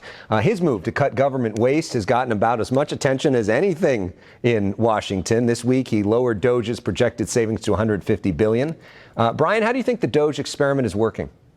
Well, I think the fact that he's gone from $1 trillion in savings down to $150 billion in savings, I'm not great at math, but it sounds like an 85% reduction, if I have that correct. Correct me if I'm wrong. But isn't that better than nothing? Still a lot of money, $150 billion. If there is legitimate waste, fraud, and abuse, then be my guest. I'll be the first in line to sign up to eliminate it. But the reality is that if all you have to do is look at the very first targets of Elon Musk's Doge Commission to show where his priorities actually are, we all know that the one agency in the federal government that is more bloated than any other agency there is the Department of Defense, is the Pentagon, right? Failed 7 audits, ripe for something like the Doge Commission to go in and root out all that waste, fraud, and abuse. Can't even pass an audit. Hasn't been able to do so for the better part of a decade. And yet, what did Elon go after first? USAID, 0.5% of the budget that delivers clean water and food to people who need it in impoverished countries, that delivers HIV prevention, that affords America soft power around the entire globe so that we can expressly keep China from getting a foothold in a lot of these places across the world. That's what he went after, which just so happened to be investigating Starlink. He went after the Consumer Financial Protection Bureau, which would have had oversight over Elon's efforts to turn X into some payment processing system, went after the EPA, which of course has regulatory authority over Tesla, went after the Department of Labor, went after the National Labor Relations Board. All of these agencies that Elon's gone after just so happen to either be regulating him, imposing fines on him, having some oversight onto him, and those are the ones that were gutted at his hands. And yet, meanwhile, it took God knows how long for him to look at the Department of Defense, and yet we just found out that the DoD's budget is not decreasing, but increasing if Donald Trump gets his way to $1 trillion. Damn. Tommy, your thoughts? I mean, there are a whole lot of people that support the military. Yeah. And again, our Secretary of Defense, Pete Hegseth, who happens to be a personal friend of mine, has opened up the DOD and said, hey, Elon, if you can find ways to cut waste, fraud, and abuse here, please have at it. Doesn't mean at the expense of our national security. And I'd also like to add, for those Democrats that love to use this talking point of the Department of Defense and how we need to cut there. What about Biden? Please bring up Biden. The same folks that want us to prop up Ukraine in perpetuity. Oh, fuck, never mind. So again, if you want to end endless wars, I'm right on board with you on that one. Let's save some money, but not at the expense of our national security. I also say this, if you're cutting 150, if you're cutting $1 billion, boy, what would LA do with $1 billion to rebuild after those catastrophic LA wildfires that your mayor was MIA during, right? I think that $1 billion would go a long way to a lot of folks. Okay. But when you're looking at cutting waste, fraud, and abuse, no stone has been left unturned here. Elon and his team have gone through, and there was a fantastic interview with these folks of Doge with our own Brett Baer, and they said very simply, we're cutting the waste, we're cutting the fraud, we're cutting the abuse, we're not cutting Social Security, we're cutting the fraud out of Social Security. People that haven't been born yet, or people that have been dead for 20 years, people that are calling in and taking other people's benefits. That's what we're going after.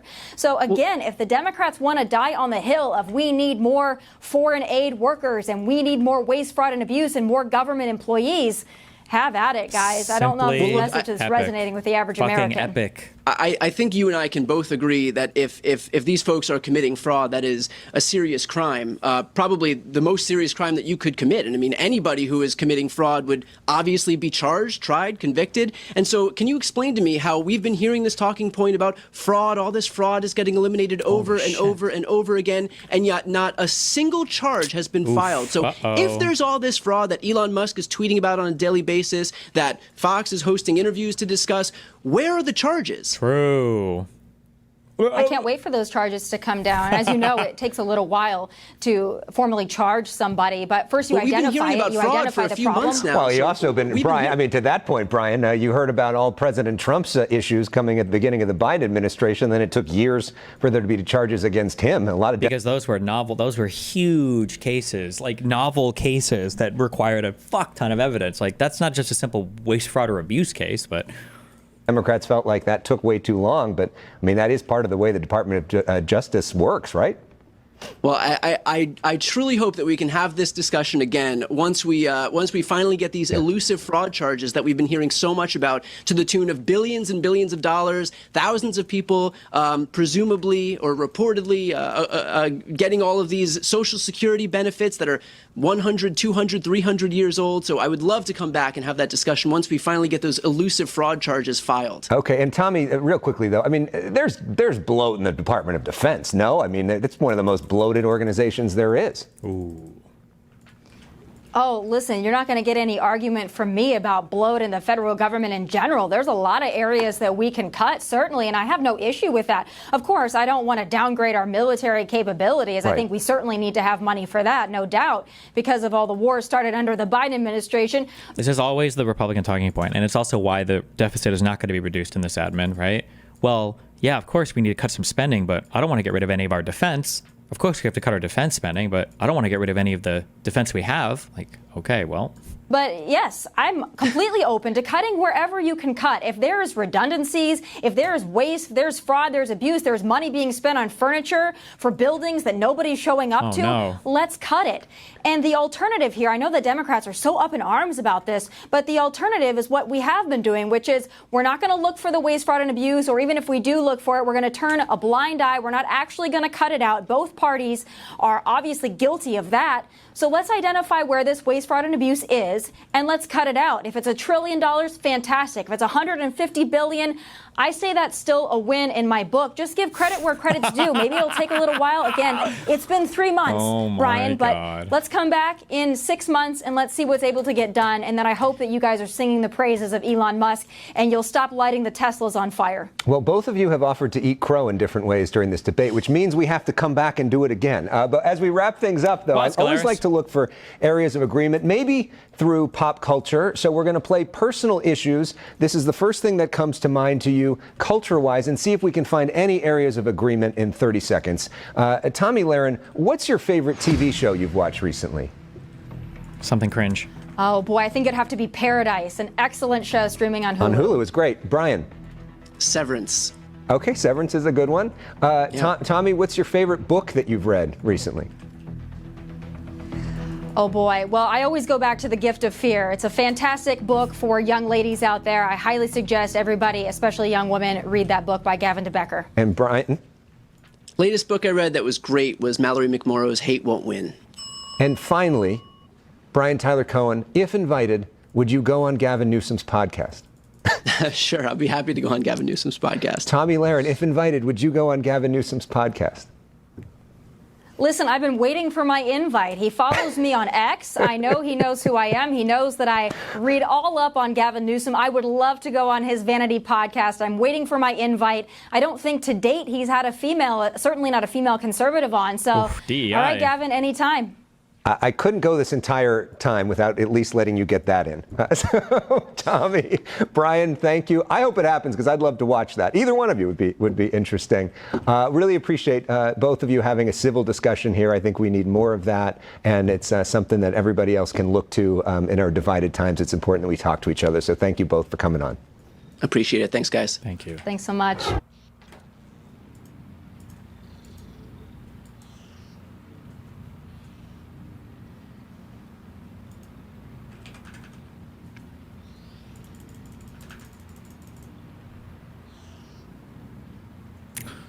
The high-end chip. What is this?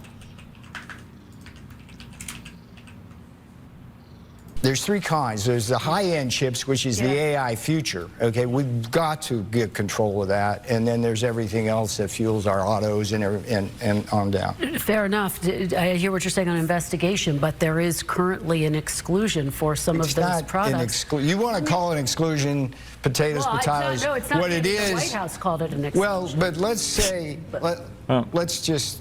Here's, I think, another thing that's really important. When people talk about the chaos or lack of strength, whatever, you just go back to day one. I was there when the president signed it. It was the second to last order he signed. It was in the Oval that night.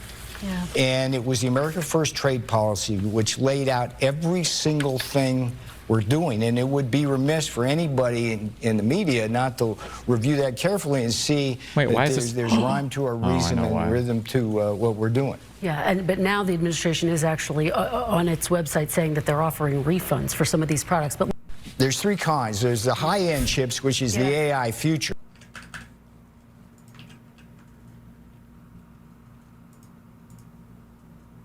Did I watch the Ellen podcast with Ezra Klein debating Chamath? Yeah, that was fucking horrible. Christ.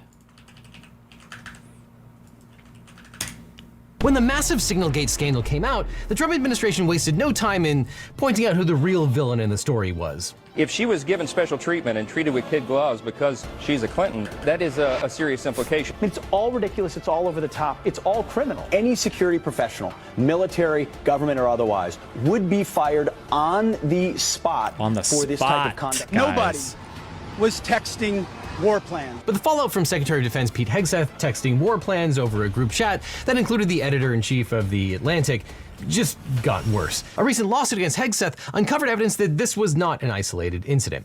But commentators on the right and left couldn't help but compare this affair to a certain former Secretary of State. You most certainly know you shouldn't be talking about it or passing it on in an email. What they did is reckless. It's complete recklessness and incompetence. Nobody is above the law, not even Hillary Clinton. It was prosecutorial discretion there. They didn't prosecute, they didn't go after these folks in all of these other instances. But is that an apples to apples comparison? Liz Dye has more. Thanks, Devin. Well, despite the president's effort to distract us by sparking a global recession, the Signalgate story is still going strong. Apparently, the public will not just forget about half the president's cabinet texting war plans to each other over a commercial messaging app, particularly since that seems to have been National Security Advisor Mike Waltz's regular practice. Politico reports that Waltz's team regularly set up chats on Signal to coordinate official work on issues including Ukraine, China, Gaza, Middle East policy, Africa, and Europe, and that he regularly discussed sensitive information via the app. Although he managed not to add the editor-in-chief of The Atlantic, Jeffrey Goldberg, to all of his chats. Hey, could be worse. We could have added the editor of The Atlantic again. You did. I am also here. It was a little too much for one former politician. In an opinion piece in the New York Times, Hillary Clinton wrote, "It's not the hypocrisy that bothers me, it's the stupidity."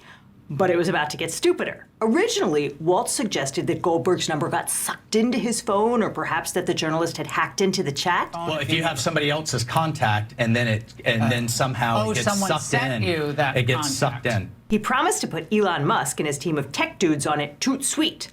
But Hugo Lowell at The Guardian got the scoop, and it's dumber than you think. Apparently, Goldberg, who is a very good journalist, emailed a question to Waltz's deputy Brian Hughes during the 2024 campaign. Goldberg's email was forwarded to then Trump spokesperson Brian Hughes, who then copied and pasted the content of the email, including the signature block with Goldberg's phone number, into a text message that he sent to Waltz. The number was erroneously saved during a contact suggestion update by Waltz's phone and stored under the name Brian Hughes, who is now the spokesperson for the National Security Council. Waltz thought he was adding Hughes to the classified war plans group chat, but he was actually adding Goldberg. So if you think about it, this was really Siri's fault. Oops, my bad. Do we need to go over this whole thing? Rewind. To how long? Well, if you have somebody else's contact and then somehow it gets sucked in, it gets sucked in. He promised to put Elon Musk and his team of tech dudes on it toot sweet. But Hugo Lowell at The Guardian got the scoop, and it's dumber than you think. Apparently, Goldberg, who is a very good journalist, emailed a question to Waltz's deputy Brian Hughes during the 2024 campaign. Goldberg's email was forwarded to then Trump spokesperson Brian Hughes, who then copied and pasted the content of the email, including the signature block with Goldberg's phone number, into a text message that he sent to Waltz. The number was erroneously saved during a contact suggestion update by Waltz's phone and stored under the name Brian Hughes. Oh my God, I told you. Maybe not 100% like I said it, but on all these apps on your fucking phone, anytime you got to like add somebody, it does it on every app, like on WhatsApp or on Signal or whatever. Like when you try to add somebody, there'll be all these suggestions that pop up, sometimes like from other apps, I think. And I'm like, how the fuck do they even know this? Yeah, damn, rip. Who is now the spokesperson for the National Security Council. Waltz thought he was adding Hughes to the classified war plans group chat, but he was actually adding Goldberg. So if you think about it, this was really Siri's fault. Oops, my bad. Hughes later told Politico that any claim of use for classified information is 100% untrue, but then Goldberg called their bluff and published the war plans they texted him in advance. No serious person thinks that stuff would be unclassified. He's literally talking about troop movements before a drone strike in Yemen. Hughes also said that Signal is one of the approved methods of communicating with the understanding that a user must preserve the record, which is a weird thing to say when your boss just got caught changing the auto-delete settings from 4 weeks to 1 week on an app that cannot be archived. Politico reporter Dasha Burns got some amazing blind quotes, including one source who said Waltz built the entire NSC communications process on Signal, and another who said this is a bunch of folks who have never been here before and couldn't switch from campaign mode. And in some sense, you can understand that. Pete Hegseth was a weekend anchor on Fox. Like, what does he know about federal records laws? I mean, that might suggest that some people were not appropriate candidates for the jobs that they're holding, but these guys were used to communicating via messaging app and then deleting the messages, and in the absence of a comparable instant messaging platform for secure government comms, they just kept on doing what they were used to doing. But these chatty Cathys appear to have been violating federal records laws and laws governing the storage of national defense information. You can check out our last video on Signalgate featuring national security lawyer Cal McClanahan. Since then, the government has tacitly admitted that some of these messages were not saved in accordance with the Federal Records Act. In recent litigation filed by the watchdog group American Oversight, the CIA attested that residual administrative content from the Signal chat was retrievable from that account. What exactly is residual administrative content? Because residue implies that something used to be there, and now it is not. The affidavit from the State Department says that images of the Signal chat in the possession of the Office of the Secretary have been captured, which kind of suggests that some images have not been captured, right? And a search of Secretary of Defense Hegseth's mobile device has been conducted, and available Signal application messages that are at issue in this case have been preserved. So far, no one is getting fired over this mess. Reportedly, President Trump was pissed, not because these guys were sharing national security information on unsecured devices, but because Waltz had Goldberg's phone number in his directory. Anyway, he wasn't going to give the Dems a win by firing a guy who screwed up even badly. But that's okay, because Attorney General Pam Bondi knows who is to blame for this utter cock-up. If you want to talk about classified information, talk about what was at Hillary Clinton's home that she was trying to bleach a bit. Talk about the classified documents in Joe Biden's garage that Hunter Biden had access to. This was not classified information. That's right, it's Hillary Clinton. Well, maybe it was Joe Biden too, but mostly Hillary Clinton. All right, Pam, let's talk about Hillary Clinton. You want to go gato? Let's do this. Servergate versus Signalgate. Bring it. Okay, poker face, grab your low-rise jeans and let's hop in that Wayback Machine. The year was 2009. Barack Obama was in the White House and Hillary Clinton was Secretary of State. Apple had released the iPhone in 2007, but all the serious business people used BlackBerry phones with built-in keyboards. The user interface sucked. You had to hit like 4 keys to make a question mark, but they were supposed to be harder to hack than normal phones, and most professionals used BlackBerries. So when Clinton returned to the White House, where she'd been First Lady during the 90s, she really didn't want to give up her phone, and so she didn't. So far, so familiar, right? Now, there were some pretty good reasons for Clinton not to want to move her comms to State Department official channels. For one thing, the government's technology was unbelievably clunky and out of date, and government officials routinely used personal machines to get around it. For instance, Secretary of State Colin Powell wrote in his book, It Worked for Me, to complement the official State Department computer in my office, I installed a laptop computer on a private line. My personal email account on the laptop allowed me direct access to anyone online. I started shooting emails to my principal assistants, to individual ambassadors, and increasingly to my foreign minister colleagues. Staffer Secretary of State Condoleezza Rice and Madeleine Albright also relied on personal emails for their official work. And an Inspector General's report from 2016 unearthed an email to then Secretary Clinton from a State Department veteran that said, state's technology is so antiquated that no one uses a state-issued laptop, and even high officials routinely end up using their home email accounts to be able to get their work done quickly and effectively. The second reason that Clinton was extremely touchy about routing her communications through official channels was that she'd been a target of the GOP for 20 years by then, and she was extremely worried that if she used a State Department email, her personal communications would wind up mixed in and then used against her in some way by Republicans. And before you dismiss that as crazy, remember that Hillary Clinton has been accused of being a man-hating lesbian who was responsible for her husband's serial infidelity. Her 13-year-old daughter had been ruthlessly mocked for her looks by everyone from Matt Drudge to Saturday Night Live. She was accused of killing a White House aide who committed suicide in a public park and a campaign staffer who was murdered during her presidential campaign. She was blamed for the deaths of the Libyan ambassador in Benghazi and accused of selling America's uranium to Russia in a Baroque conspiracy theory that fell apart if you looked at it for 2 seconds. During her second presidential campaign, someone hacked her campaign manager's email and used a risotto recipe and a pizza order to concoct a bizarre tale about Clinton leading a satanic child sex abuse cult. I mean, just because you're paranoid doesn't mean they're not out to get you. None of which is a defense of Clinton's choice to route her official emails through a personal server located in her house in New York, but it is an explanation. Now, if you are breaching a whole bunch of national security protocols, you'll want a good lawyer. But if you want a great lawyer, let my law firm, the Eagle Team, help. If you've got in a car crash, suffered a data breach, especially if you've got a data breach letter saying your information might have been leaked, or dealing with a workers' comp or social security issue, we can represent you or help you find the right attorney. And by the way, we don't get paid unless you do, so there's nothing up front. So just click on the link in the description or call the phone number on screen for a free consultation with my team. Because you don't just need a legal team, you need the Eagle Team. Clinton was warned multiple times that using an @ClintonEmail.com account represented a security risk, but she did it anyway. She reasoned that it was fine because she took care never to send classified information on her personal email, unlike, say, the Houthi PC small group, which was texting war plans willy-nilly and seems not to have been remotely concerned with the laws governing dissemination and storage of national security information. A report issued by Justice Department Inspector General Michael Horowitz in 2018 observed that Clinton and her staff used unclassified emails when the recipients lacked access to classified systems and worded emails carefully in an attempt to avoid transmitting classified information. So they did not say stuff like 14, 15 hours, this is when the first bombs will definitely drop. They saved that stuff for the high side. What's the high side again? High side, by the way, is a special segregated computer or communication system, which is specifically set up to manage classified or sensitive information. Unlike Signal, high side systems must comply with the rigorous requirements and are specifically designed to protect sensitive information from cyber threats. So Waltz's message indicates that the information being discussed was sensitive enough to merit the use of these super secret secure computer systems. Thanks, Devin. Again. But whatever Clinton intended, at least some classified information did. Wait, is Legal Eagle's name Devin? Why didn't I know this? Wind up on her personal account, although most of it was either not marked as classified when it was sent or it was retroactively classified later. After months of poring over Clinton's emails, investigators discovered 3 email chains consisting of 8 individual emails that contained at least one paragraph marked C, indicating the precedence of information classified at the confidential level. But Clinton testified that she either did not see those markings or thought that they were basically paragraph numbers. Horowitz noted that none of the emails contained clear classification markings, and only 3 email chains contained any classification markings of any kind, with 1 or 2 paragraphs that were marked C for confidential but contained none of the other required markings, such as classification headers. He concluded that there was no evidence that Clinton set up her servers or private email account with the intent of communicating or retaining classified information. Convenient. It's worth noting that Republicans have argued for years that Clinton violated a couple of provisions of 18 U.S.C. Section 793F, better known as the Espionage Act. First, they say that she violated Clause 1's ban on removing national security information from its proper place of custody. Essentially, they're saying that she was grossly negligent to set up a server that wound up storing national security emails, whether she intended to put them there or not. Alternatively, they argued that the server must have been hacked, something which has never been established, and thus she violated Clause 2 by allowing national security information to fall into the hands of someone not entitled to have it.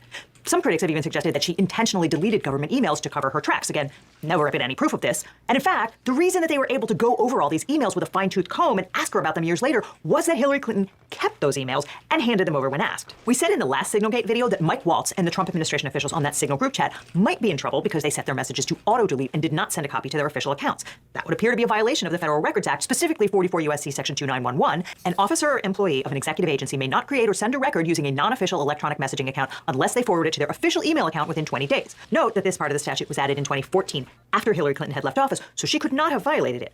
But the fact is that Clinton did not ensure that the government had copies of all her emails. So in October of 2014, the State Department contacted Clinton along with former Secretaries of State Albright, Rice, and Powell and asked for any government records in their possession. That put Clinton in an awkward position of her own making, because she had commingled her work and her personal emails, and now she had to separate them out and turn them over to Uncle Sam. And meanwhile, Republicans were looking to torpedo her presidential hopes in 2016 by blaming her for the terrorist attack on the U.S. diplomatic compound in Benghazi, Libya in 2012. Everybody thought Hillary Clinton was unbeatable, right? But we put together a Benghazi special committee, a select committee. What are her numbers today?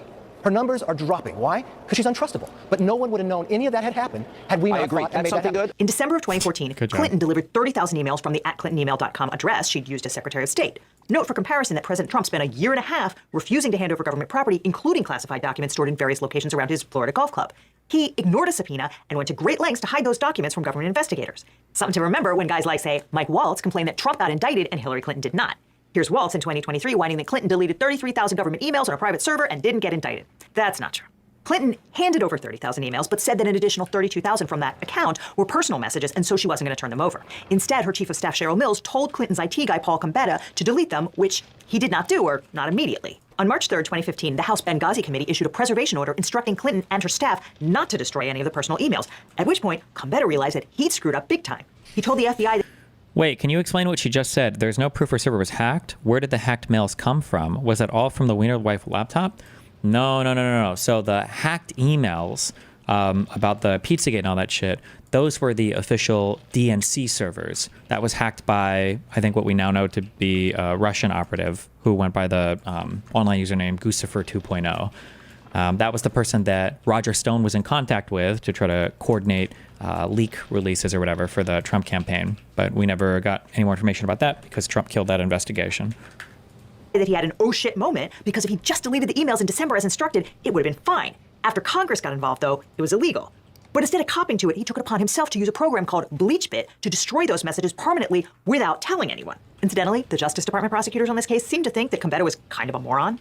In the Horowitz report, they refer to him as a poor schmuck on the down that had a crappy attorney. And they gave him immunity because, quote, this guy with his dumb attorney doing some half-assed obstruction did not interest us. So finally, Gambetta admitted that he'd panicked and deleted the emails after the congressional preservation order, but without telling his boss, and that's why Clinton never got charged. But that left Clinton's opponents free to accuse her of maliciously deleting the emails to cover up the fact that they contained classified information. And they didn't just push the delete button. They had them deleted where even God can't read them. They were using something called BleachBit. You don't use BleachBit for yoga emails. I don't know if this is going to come up or not, or if they research this, but like there's like a standard procedure for how you're supposed to clear servers or information that's no longer being utilized. And whatever process Hillary used, it was the there was a public-facing DoD site where you can just read like the tools that they recommend, and stuff like crushing devices with hammers or using things like bit bleach or whatever on a server. These are all like DoD-approved ways to wipe a server. Yeah. Or for bridesmaids emails. When you're using BleachBit, it is something you really do not want the world to see. And on the campaign trail, Trump even asked the Russian government to hack Hillary's server to find those deleted emails, which he was sure would show evidence of crime. Russia, if you're listening, I hope you're able to find the 30,000 emails that are missing. After which Russia did hack Clinton's campaign chair, John Podesta, and release his emails. The emails did not show evidence of crime. Oh, I'm so sorry. Her campaign chair was hacked, not the DNC email servers. My bad. But it was never Hillary's servers that were hacked or Hillary's personal email server that was hacked. Yeah. But they did lead a deranged lunatic to shoot up a pizza place in Washington, D.C., terrorizing the families who were enjoying a slice on a Sunday afternoon. Hillary Clinton left the State Department in 2013, which means that we have now been talking about her emails for 12 years. The American people are sick and tired of hearing about your damn emails. Thank you. Me too. On the campaign trail, Trump constantly threatened to put Clinton in jail. It's just awfully good that someone with the temperament of Donald Trump is not in charge of the law in our country. Because you'd be in jail. Secretary Clinton. Here's Secretary Pete Whiskey Leaks Hegseth insisting that anyone who'd done what she did would go to prison. I mean, it's all ridiculous. It's all over the top. It's all criminal. Any security professional, military, government, or otherwise, would be fired on the spot for this type of conduct. In fact, Clinton has been the subject of at least 2 criminal investigations, as well as 3 internal government reports. In 2016, she was investigated by the FBI in an operation codenamed Mid-Year Exam. The Justice Department concluded that there was nothing to charge Clinton with because she had not deliberately stored classified info on an unsecured server. Here's FBI Director James Comey in a press conference in July of 2016 announcing his decision. In looking back at our investigations into the mishandling or removal of classified information, we cannot find a case that would support bringing criminal charges on these facts. All the cases prosecuted involved some combination of clearly intentional and willful mishandling of classified information or vast quantities of information exposed in such a way as to support an inference of intentional misconduct, or indications of disloyalty to the United States, or efforts to obstruct justice. We do not see those things here. But he also went out of his way to excoriate Clinton for carelessness. There is evidence Good job, that they were Comey. extremely careless in their handling of very sensitive, highly classified information. Fun fact, Trump later fired Comey with the purported justification that he'd been mean to Clinton in that very press conference. The memo from Deputy Attorney General Rod Rosenstein called it a textbook example of what federal prosecutors and agents are taught not to do. But then Anthony Weiner thrust himself into the situation. See, Weiner was a former New York congressman who had been married to Clinton's longtime aide, Huma Abedin. She doesn't bring it up, but the reason why Comey was fired was because Trump told Comey that he needed to kill the investigation into him over the Russia stuff. And when Comey said he wouldn't play ball, Trump fired him. This is why Mueller was appointed as a special prosecutor. It's because Trump was trying to obstruct the investigation. Abedin. Weiner had a bad habit of sexting ladies who were not his wife, which is why he was a former congressman in 2016. But he was not a former dirtbag. While I love the Weiner, and he is an amazing debater guy, like says cool things. It wasn't just that he was sexting women that he wasn't supposed to because he wasn't married to them. It was also because I think they were 15 years old. Just to be clear that, but you know, what are you going to do? She's an adult now, you know. And in September of 2016, he got caught sexting a 15-year-old girl from North Carolina. Oh, or that, so okay. cops seized his laptop, which contained hundreds of Abedin's work emails. That restarted the Clinton email inquiry, and on October 28, less than 2 weeks before the election, Comey sent a letter to Congress informing it that he was reopening the Clinton email case. The Abedin emails were almost all duplicates from the set turned over by Clinton in 2014, and the investigation was quickly closed. But we didn't find that out until after the 2016 election. In addition to Mid-Year Exam and the Horowitz report, there was an investigation in 2016 by the department's Inspector General, Steve Linick. Fun fact, Trump fired Linick in 2020 for daring to investigate Secretary of State Mike Pompeo. There were also 2 more internal State Department investigations. One in 2017 concluded that Clinton's use of the server constituted a violation of department regulations, and one in 2019 said that using the personal server carried an increased risk of compromise or inadvertent disclosure, but found no persuasive evidence of systemic deliberate mishandling of classified information. Again, not crimes. On top of all that, in 2018, Trump's first Attorney General, Jeff Sessions, appointed John Huber, the U.S. Attorney for Utah, to investigate the various Clinton scandals, including Emailgate. In January of 2020, 7 years after Clinton left the State Department, Huber tapped out, having found nothing to charge her with. Trump responded by calling Huber a garbage disposal unit for important documents.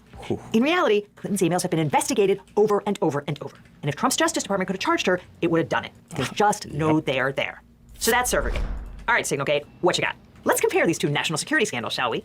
On the one hand, Clinton tried very hard not to communicate classified information. However, on Signal, there was a deliberate effort to communicate classified information. That's your first huge difference, which is legally important. To use unofficial channels to discuss classified or national security information. On the other hand, Trump's entire national security leadership, including Secretary of State Rubio, Vice President Vance, Director of National Intelligence Tulsi Gabbard, and CIA Director Don Radcliffe, plus of course Secretary of Defense Pete Hegseth, were fist-bumping each other over battle plans almost certainly from their phones. And while some government departments allegedly allow officials to use Signal, no one on this chain has said whether they use their secured government devices or just a regular off-the-rack iPhone. Although, I guess we can be pretty confident none of them was on a BlackBerry. And unlike Hillary Clinton, that is a potential violation of the Espionage Act, as Kell explained. Now, that being said, what liability does Waltz have gets complicated because there are two possible crimes in play here. 18 U.S.C. 793F talks about gross negligence, about allowing information, national defense information, to be given to somebody through gross negligence and just being really bad at your job. That is what Waltz was doing. The second crime that Waltz could have committed is 793D. And 793D is when an authorized holder of classified information or national defense information disseminates it generally to a place that was not supposed to get it. You can't talk about classified information on the phone, on the cell phone, even on an encrypted cell phone. You have to talk about it on special lines that are set up, for instance, in the embassies and the house of the SecDef and the house of the Secretary of State and the house of the Director of the CIA. Hillary Clinton did not delete her official emails, classified or otherwise, or if she did, no one has ever been able to prove it, despite a whole lot of trying. When the government came looking for those messages, she turned over what she had. In contrast, Waltz's Houthi PC small group set their messages to auto-delete and do not appear to have archived them. Remember, they're in litigation now, and no one from that group chat is saying it is our regular practice to make sure to CC my government email. That's why they're all making squirrely noises about residue, because messages from at least one person on that group chat have already gone poof. We just don't know who yet. And according to Politico, that's how Waltz and the boys run things on the regular. Under the Federal Records Act, government officials cannot just destroy documents. They have an affirmative obligation to retain them. And these guys clearly didn't. So no, there's no comparison. One was heavily investigated and interrogated, and the other will probably not be. That's probably the biggest difference. And that last part is key, because no one is coming to investigate these guys. They're not going to get a special counsel the way Joe Biden did when he discovered a handful of classified documents in his garage and immediately called the FBI. Pisco They're not going to get some U.S. attorney crawling all over them for years on end. They're not going to get a House Benghazi committee. They're not even going to get Inspector General interviewing them and their staffs and writing embarrassing reports, since one of the first things Trump did in office was to fire a whole bunch of IGs. Attorney General Pam Bondi already told us she's not going to do a single thing to investigate what is apparently the routine use of a disappearing messaging app to disseminate national security information in disappearing ink. That's the main difference here. Because for all the years of Trump and his buddies telling us that Hillary Clinton never got investigated and got away with crime, the minute the shoe was on the other foot, it became, say it with us now, a witch hunt. Well, I don't know about downplaying. The press upplays it. I think it's all a witch hunt, that's all. I think it's a witch hunt. So, great job, Pam. You appointed yourself referee, and you declared yourself the winner. Hooray! I don't know, Liz, it sounds like you just can't handle all the winning that the Trump administration brought us. But with all these buffoons sharing top secret national defense information, the military isn't the only ones who could benefit from increased online privacy, which they could get with today's sponsor, NordVPN. Because you know that incognito mode isn't actually incognito, right? Well, with NordVPN's no logs policy, your internet service provider doesn't get to snoop on what you're searching, and neither does NordVPN. And neither will the editor of The Atlantic, unless you personally invite them to watch your screen while you're surfing. But I especially like to use Nord while I'm using unfamiliar networks, like the free Wi-Fi at cafes and airports. And Nord is more than just a VPN. It comes with a whole suite of threat protection tools. For example, if you follow some of your favorite creators on social media, you might have heard the stories of a channel getting hacked, basically a creator losing access after a successful attack or leaked password. And this happens way too often. But NordVPN's threat protection includes specific features to warn you about phishing links, as well as features like a blocker for malicious ads and dark web monitoring to alert you if your passwords have been leaked. And of course, NordVPN is a great VPN. With Nord, you can surf the web anonymously and your location always stays private. It allows me to set my location all over the world, which lets me access different versions of my favorite websites. And when I'm out of the country and try to connect to my Gmail or a bunch of other things that I'm logged into, all these accounts would usually freak out and tell me I'm being hacked. So now I just reroute my connection to the US and Gmail, and everything else is happy. And not only is Nord the fastest VPN on the planet, but you can get 24/7 customer support to help you whenever you need it, and a 30-day money-back guarantee for all users. So if you'd like to give NordVPN a try, click on the link that's on screen right now or down in the description. Every purchase of the 2-year plan will receive 4 bonus months on top of a huge discount, and it's completely risk-free with Nord's 30-day money-back guarantee. So click on the link below to get a whole bunch of bonus months and a huge discount on NordVPN. And after that, click on this box over here for Legal Eagle, or I'll see you in court. Oof.